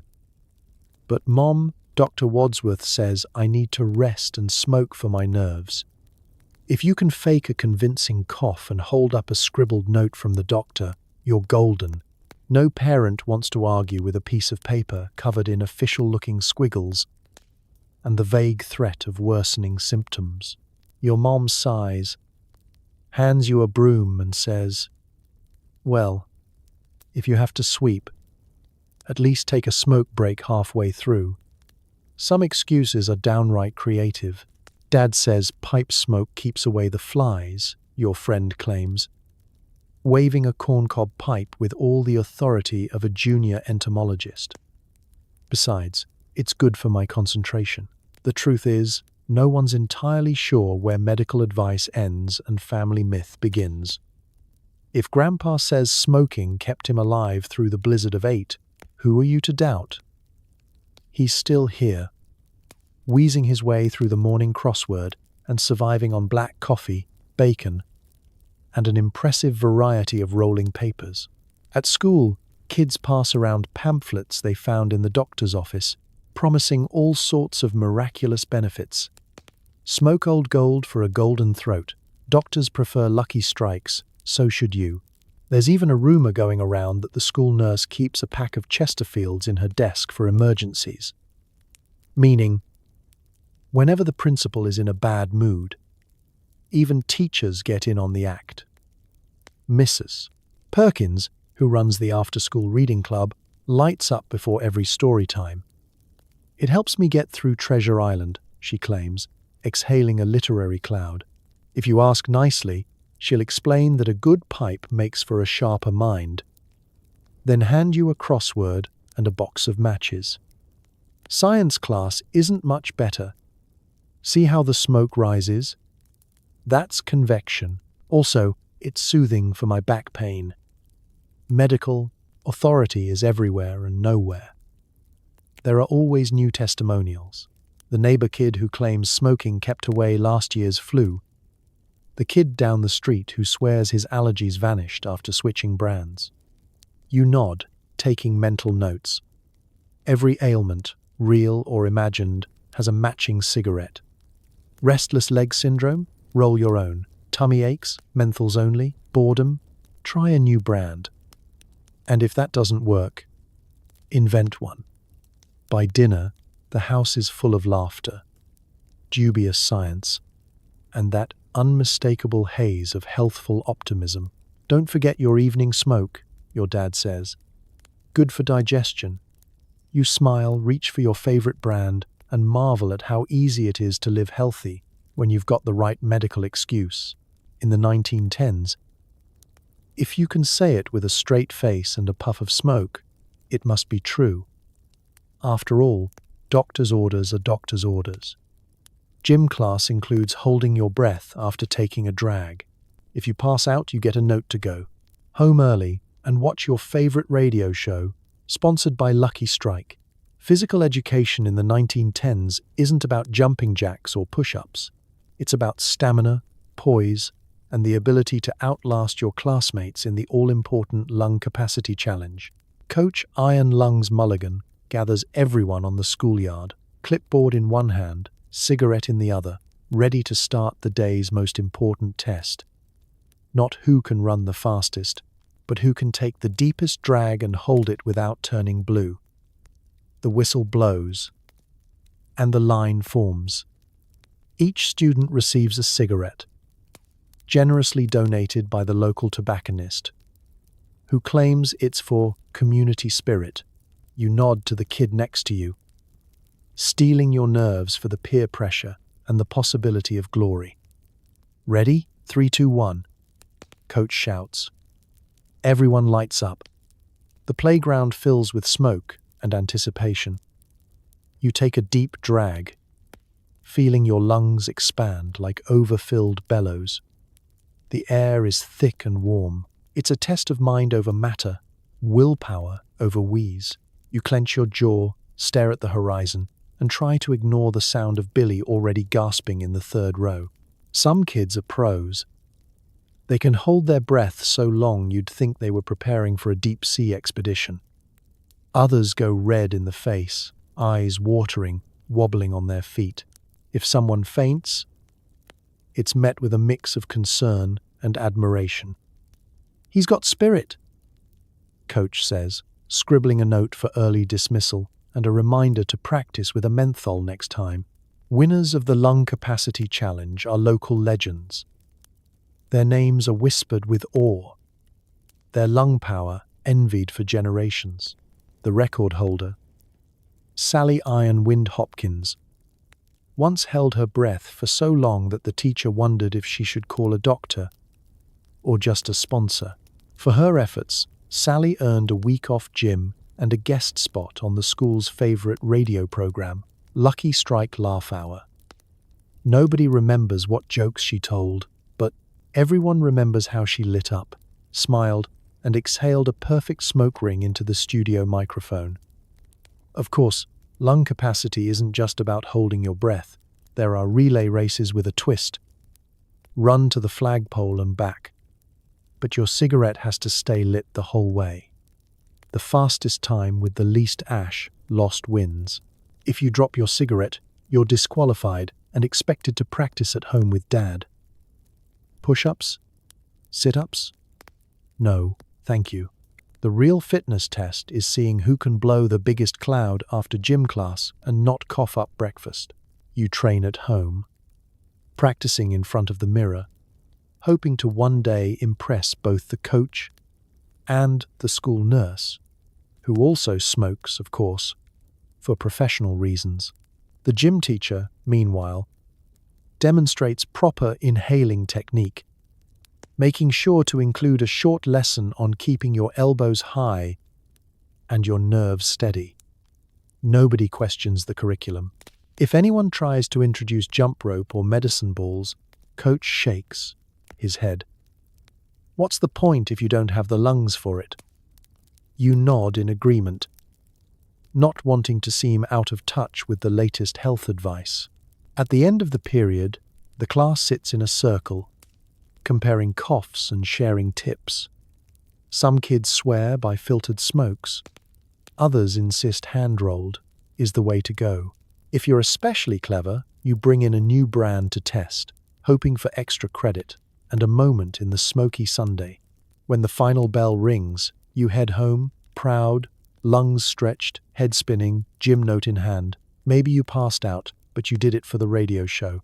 In the 1910s, fitness isn't about brawn, it's about breath and a perfectly timed exhale. A few busybodies start to complain that kids are smoking too much. These are the first health nuts, mocked mercilessly in the schoolyard for wanting to ruin everyone's fun. You hear the whispers first, behind the soda shop, near the playground, in the dusty corners of the schoolhouse. Some kid's mom went to the city and came back with radical new ideas. Smoking stunts your growth. Nicotine makes your hair fall out. Second-hand smoke will kill the cat. The rumors swirl, each one more absurd than the last. Next, they'll be telling you that chewing tobacco doesn't actually build strong teeth. The pioneers of this anti-smoking movement aren't cool older kids with slick hair and leather jackets. No. These are the earnest, straight-back types who bring apples for the teacher and wear galoshes even when it's dry. Their pockets are full of cough drops, not matches, and their lunch boxes hold carrot sticks instead of cigarette sandwiches. That's just white bread with a lucky strike tucked inside for later. It starts small. One day at recess, a health nut pipes up, waving a pamphlet she picked up at the Women's Temperance League meeting. 10 Reasons Why Tobacco is Poison. It's printed in ominous black letters, with cartoon drawings of sickly children coughing into their handkerchiefs. She reads the first reason: tobacco clouds the mind, and immediately the crowd bursts out laughing. Maybe that's why Billy failed his spelling test. Someone snickers. And Billy, mid-puff, just grins and shrugs.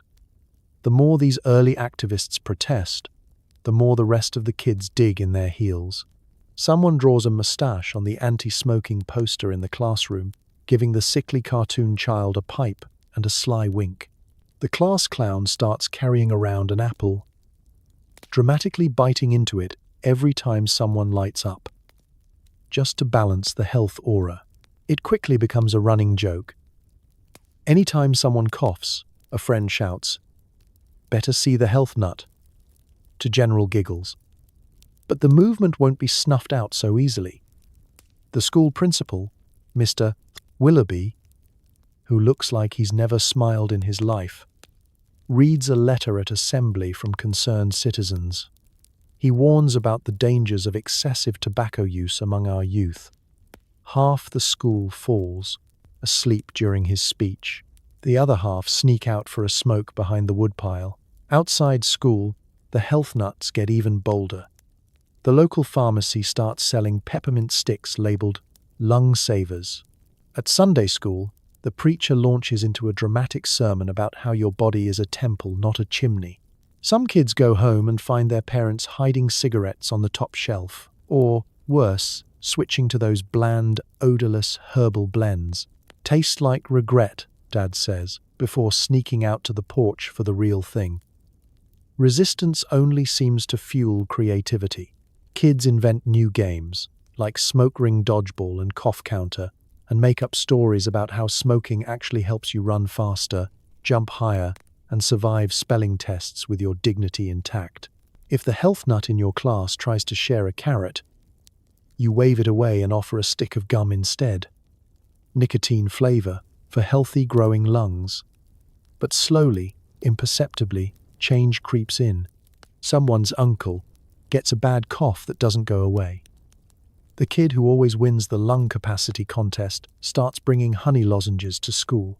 A few older brothers, home from the war, warn their siblings, maybe go easy on the camels. But the real shift is quiet, almost background noise. Fewer butts in the ashtrays, more kids sneaking apples. Fewer bragging about coughing up the biggest piece of phlegm this side of the railroad tracks. The health nuts haven't won yet, but their legacy is growing. For now, they're still the punchline of every playground joke. But somewhere in the haze, the first breeze of change is blowing. And who knows, maybe the next generation will finally figure out how to have fun without bringing their own ashtray to the picnic. With booze off the table, adults smoke even more. The result? Even more cigarettes for the kids. Prohibition means the smoke is thicker, the parties are weirder, and you learn to roll your own before you're tall enough to reach the counter. It's the 1910s and America has decided that drinking is officially uncool. At least according to some very serious people with starched collars and a burning hatred for fun. The solution? Take away everyone's gin and whiskey. And, surprise, watch tobacco become the new national pastime. Where the saloon doors once swung, now there's just the gentle click of a lighter and the soft, collective sigh of people figuring out what to do with their hands. At home, your parents throw tea parties that start out with lemonade and end with everyone on the porch, chain smoking and telling stories about the good old days when Uncle Fred fell into the rain barrel after one too many. Now, the wildest thing anyone does is try to see who can light a cigarette off a stovetop burner without losing their eyebrows. Grandpa claims he used to do it with a bonfire and a handful of fireworks, but no one can prove it, and the backyard fence still bears the scorch marks. For you and your friends, the prohibition of alcohol means only one thing. The adults are too busy smuggling whiskey in pickle jars to notice their kids have turned the pantry into a secret rolling station. The kitchen is stocked with flour, beans, and 4 types of rolling papers. Even your little sister can craft a cigarette faster than she can tie her shoes. You suspect this is just good time management. Neighborhood parties are a strange new breed. Without booze, adults turn up the music and debate the best way to keep the punch bowl interesting. Ginger ale with a sprig of mint and a twist of tobacco. Someone always tries to make tobacco tea, which sounds like a punishment but gets you extra points for creativity at the next block party. It's a time of experimentation. The local grocer starts selling candy cigarettes right next to the real ones just in case anyone under 6 wants to get in on the action. And since adults are distracted by speakeasies and home brewing operations, kids have free rein. The empty lots behind the old barn turn into after-school smoking clubs, where the entry fee is 1 hand-rolled smoke and the ability to keep a secret. It's not uncommon to see a group of 8-year-olds huddled around a cigar box, counting matches and whispering the rules of the latest game. No telling, no coughing. And if you burn your tongue, you owe everyone a piece of bubblegum. Rolling your own becomes an essential life skill, right up there with arithmetic. And not getting caught. Billy brags he can roll one-handed while holding his lunch and a conversation. Sally shows off her signature twist, perfect for keeping the tobacco from spilling out during recess. You take notes, hoping to one day be as efficient as your older cousins, who claim to have invented the double-decker, 2 cigarettes at once, one tucked behind each ear for emergencies. The smoke is thicker, yes, but so is the sense of rebellion. You know the adults aren't fooled. Every ashtray tells the story. But nobody says a word. After all, it's better than what they could be doing. Or so the story goes. Sometimes an older sibling tries to sneak a bottle of grape juice out back, but it's always confiscated by Aunt Martha, who declares, "Not in this house," then lights up and takes her place at the canasta table. Prohibition may have dried up the liquor cabinets, but it turned every kitchen, porch, and schoolyard into a minor league tobacco den. The only real loser is the family cat, who spends most of his time hiding in the coal bin, waiting for the day America decides to ban smoking too. Until then, you keep rolling, keep puffing, and keep practicing your secret handshake, 2 puffs, tap your shoe, and never rat out the sauce. Because in the 1910s, if you can't toast the new year, you might as well fog it up. Some kids, tired of the constant hacking, attempt to quit. They go cold turkey, which lasts exactly 6 hours until recess. Support groups don't exist. Instead, your friend Billy just smokes for you and gives you a pep talk. It's a bold move in the 1910s, deciding to give up smoking before it's even considered uncool. The symptoms hit fast. The fidgety fingers, the urge to chew anything not nailed down, the overwhelming scent of everyone else lighting up just a few feet away. You announce your intentions over breakfast, and your family reacts as if you've decided to become a circus performer. "Why quit?" Grandpa asks, holding his pipe with a trembling hand. "Doctors say it's good for the constitution." Your little sister just shrugs and asks if she can have your leftover matches. At school, you try to stay strong. You keep your hands busy, twirling pencils, doodling in the margins, pretending to be enthralled by math. But everywhere you look, someone's rolling, lighting, or practicing smoke rings for gym class. The sound of a match striking is suddenly deafening. The aroma, part comforting, part infuriating, clings to your clothes, your hair, your very soul. You last until morning recess, pacing like a detective on a cold case. That's when Billy sidles up, offers you a drag, and says, "You know, quitting isn't for everyone. Some of us just aren't built for clean lungs." It turns out, quitting isn't a solo sport. There's no patch or gum. The closest thing to a withdrawal support group is Billy and his smuggled carton, providing moral support by demonstrating just how much you're missing out on. "See this?" he says, expertly exhaling a cloud. "That's the taste of freedom." The others nod sagely, as if he's reciting poetry instead of advertising for old golds. The teachers don't help. Miss Thompson, pausing mid-lesson to light up, catches your eye and raises an eyebrow. "Trying to quit?" she asks, with a tone halfway between pity and amusement. "Just don't let it affect your spelling." You half expect her to assign an essay on the virtues of a good pipe. After school, your friends stage an intervention, which is mostly them sitting around the swing set, taking turns, listing reasons why quitting is, frankly, un-American. "Think of your nerves," Sally urges, blowing smoke rings in your direction. "What are you going to do when winter comes and you can't warm up with a smoke?" Billy adds. "And what about tradition? Your mum would be heartbroken if you stopped. Who's going to help her test the matches?" Still, you stick with it for a while. You nibble on licorice, gnaw on pencils, Try deep breathing exercises, which, ironically, make you cough even more. You even start reading the health nut pamphlets just to see what the fuss is about. Fresh air doesn't taste like much, but at least it doesn't make your eyes water. But temptation is everywhere.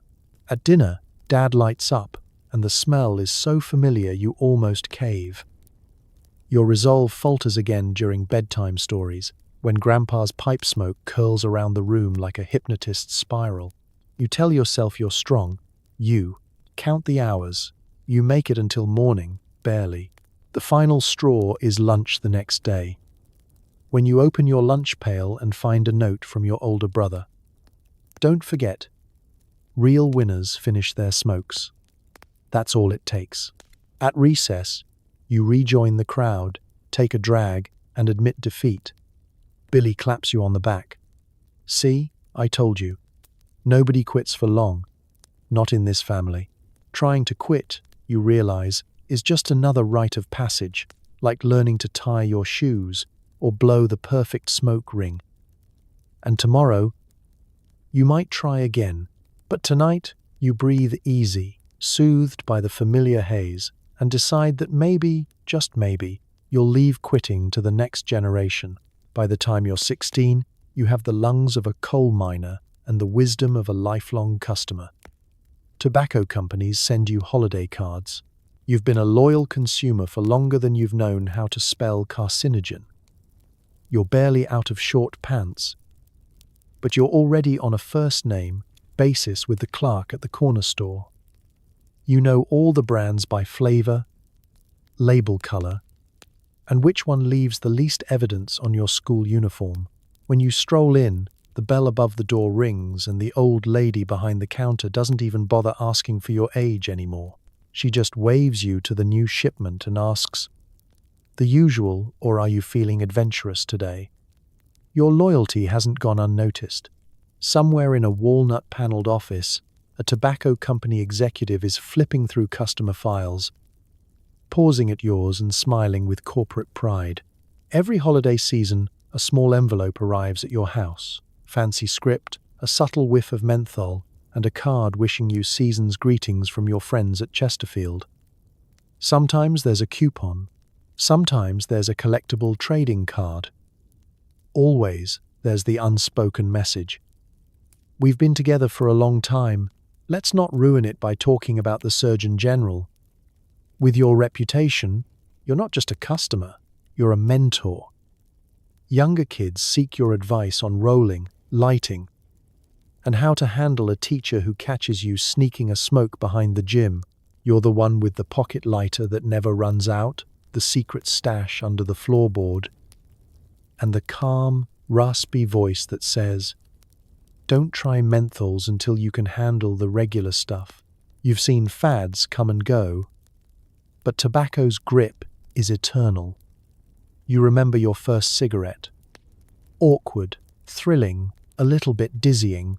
Now you can light one in a rainstorm, keep it going through a sandlot game, and juggle 3 brands at a family picnic. At 16, you've mastered the art of looking nonchalant while buying a carton, slipping it into your satchel like it's a library book. At church, you volunteer to help with the collection just for the chance to pass the donation ashtray. At weddings and funerals, you're always the one to start the smoke circle, drawing old and young together in a cloud of ritual and nostalgia. Your doctor's office smells like your bedroom. "Still smoking?" he asks, before handing you a prescription for whatever keeps the nerves down.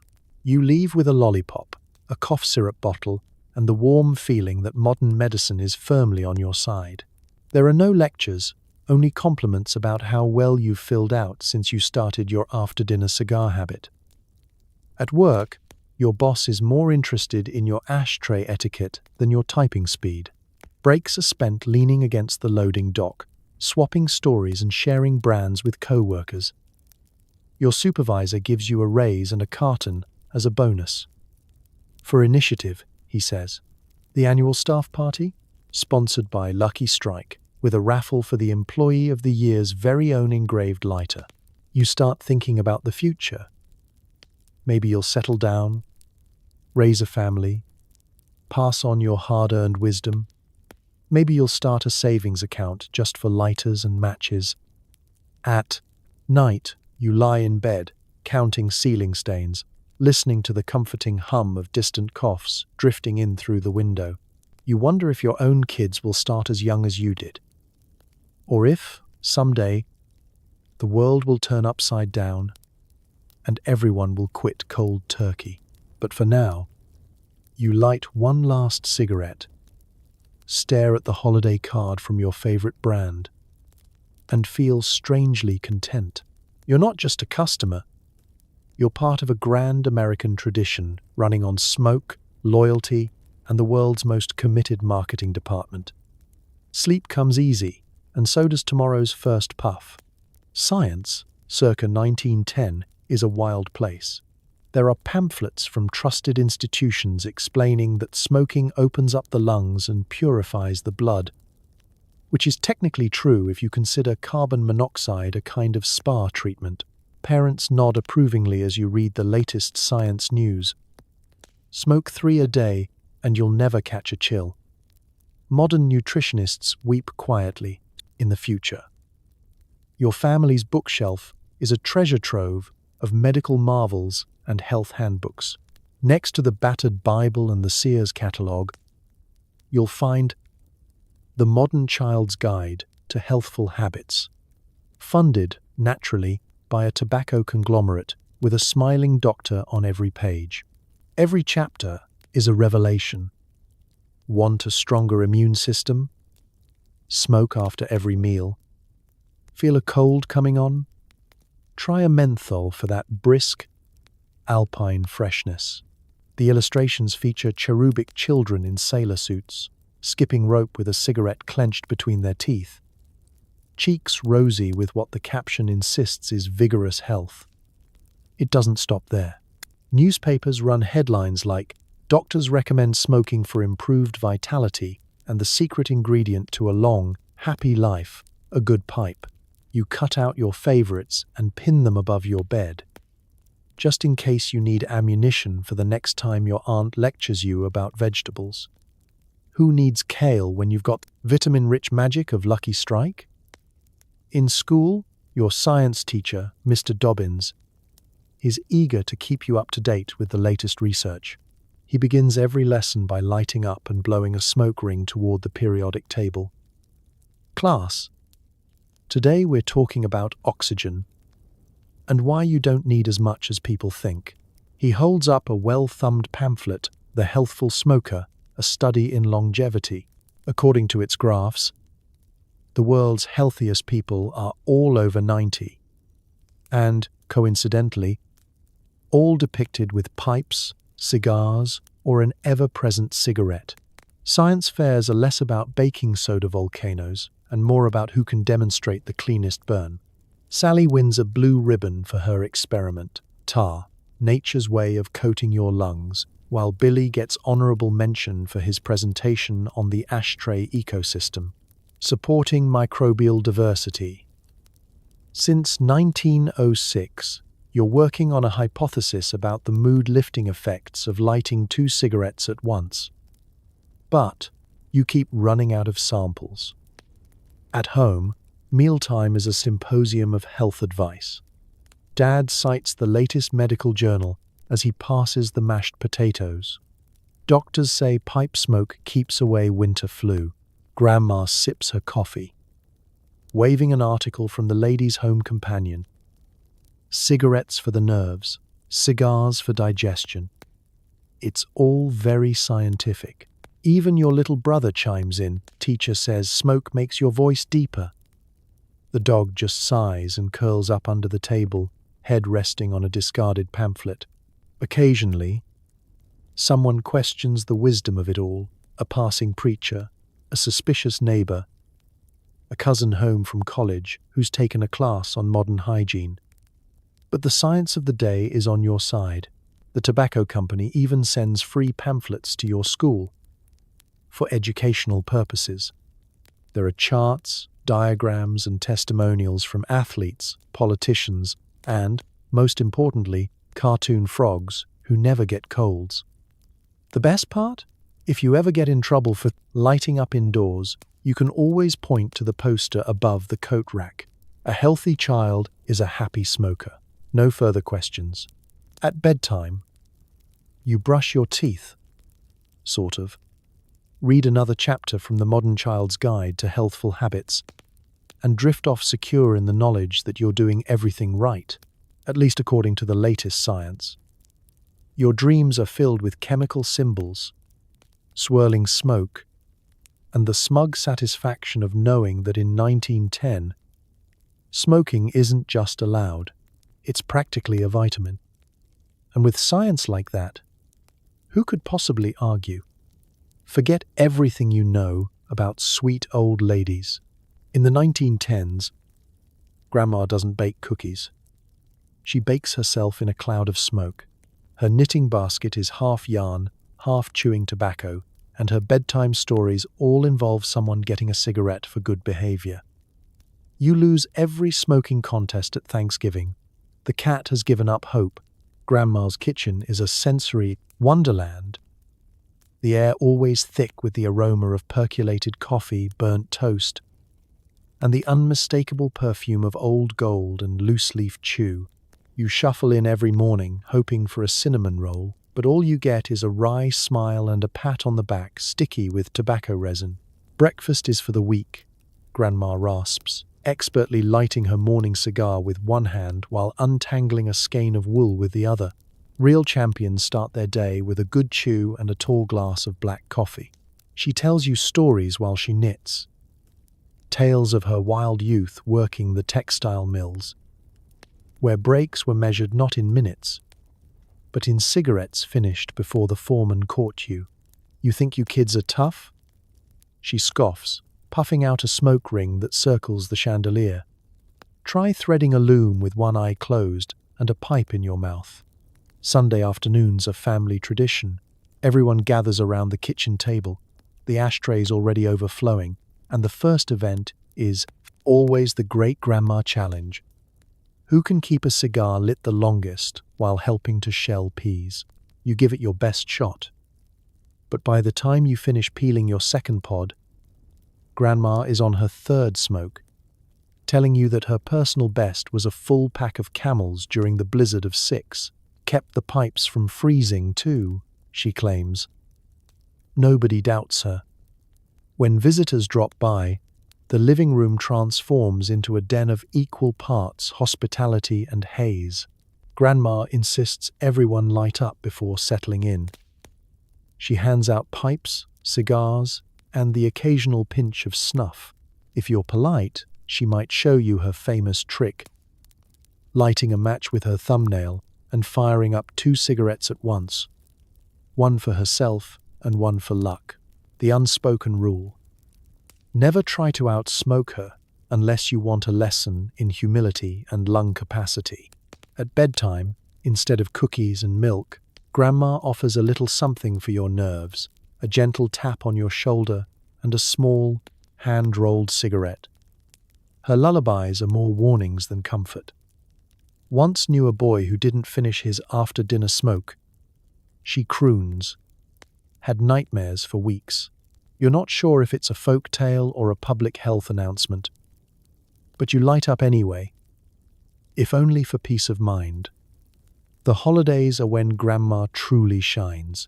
At Thanksgiving, she leads the annual family smoking contest, refereeing from her rocking chair and doling out stern advice. Keep the ash even, don't rush, and if you drop your butt, you're out. Every year, she wins, arms raised in victory as the cat slinks away, tail flicking in resignation. You count yourself lucky to finish in the top 3, your dignity and your eyebrows mostly intact. She's the keeper of family history, the backbone of holiday feasts, and the undisputed champion of household smoke density. Your friends come over just to marvel at her skills. She teaches you how to store matches in your shoes, dry tobacco leaves on the radiator, and roll the perfect smoke, even in a thunderstorm. By the end of the day, You realize Grandma isn't just the heart of the home. She's its smokiest, most unstoppable force.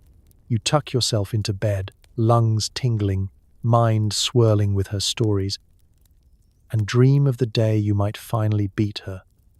Though you secretly know you never will. You take your first solo train ride, and every carriage is a rolling fog bank. The conductor hands out matches with the tickets, and kids collect butts off the floor like they're Pokemon cards. You stare out the window, dreaming of far-off places, anywhere you can find a slightly fresher breath of air, or at least a brand that doesn't taste like disappointment. The trip starts with a jolt and a long, slow whistle. As the old steam engine heaves itself out of the station, you settle into your seat, feet barely touching the floor, suitcase wedged awkwardly under your knees. The upholstery is a pattern of paisleys and burn holes, each one a memorial to someone's poorly timed ash. There's a brass rack above your head, full of battered hats and, here and there, a forgotten pack of Chesterfields left behind by a hurried traveller. You wonder if lost property ever includes lighters. No sooner has the train started moving than the air thickens. Smoke rises in visible layers, mild near the windows, nearly opaque in the centre aisle. The gentleman across from you tips his hat, lights a cigar, and begins telling you about the time he rode this very line during the Great Blizzard, when the only thing keeping the passengers alive was a steady ration of Camels and strong coffee. Every carriage is its own social ecosystem. In the family car, parents pass out chewing tobacco to restless toddlers, hoping it will buy a few minutes of peace before nap time.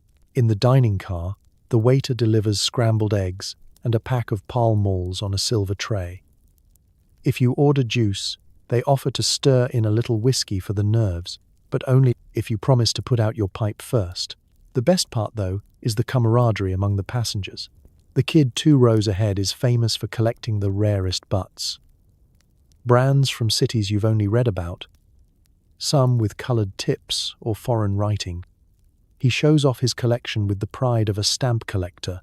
You trade him 3 local lucky strikes for 1 mysterious French Gauloise, wondering what sans filtre actually means. There's a whole unspoken trading economy here. Matches, lighters, stories, and even a half-melted stick of peppermint that's seen better days. The conductor, resplendent in brass buttons and a vest that's seen more smoke than sunlight, makes his rounds. He checks tickets, distributes fresh matchbooks, and gently scolds anyone flicking ash out the window. "We're not animals," he says, as a passenger flicks a stub into the aisle for the 3rd time. The train rocks, a lullaby of wheels on rails, the scent of tobacco blending with steam and faint hints of coal.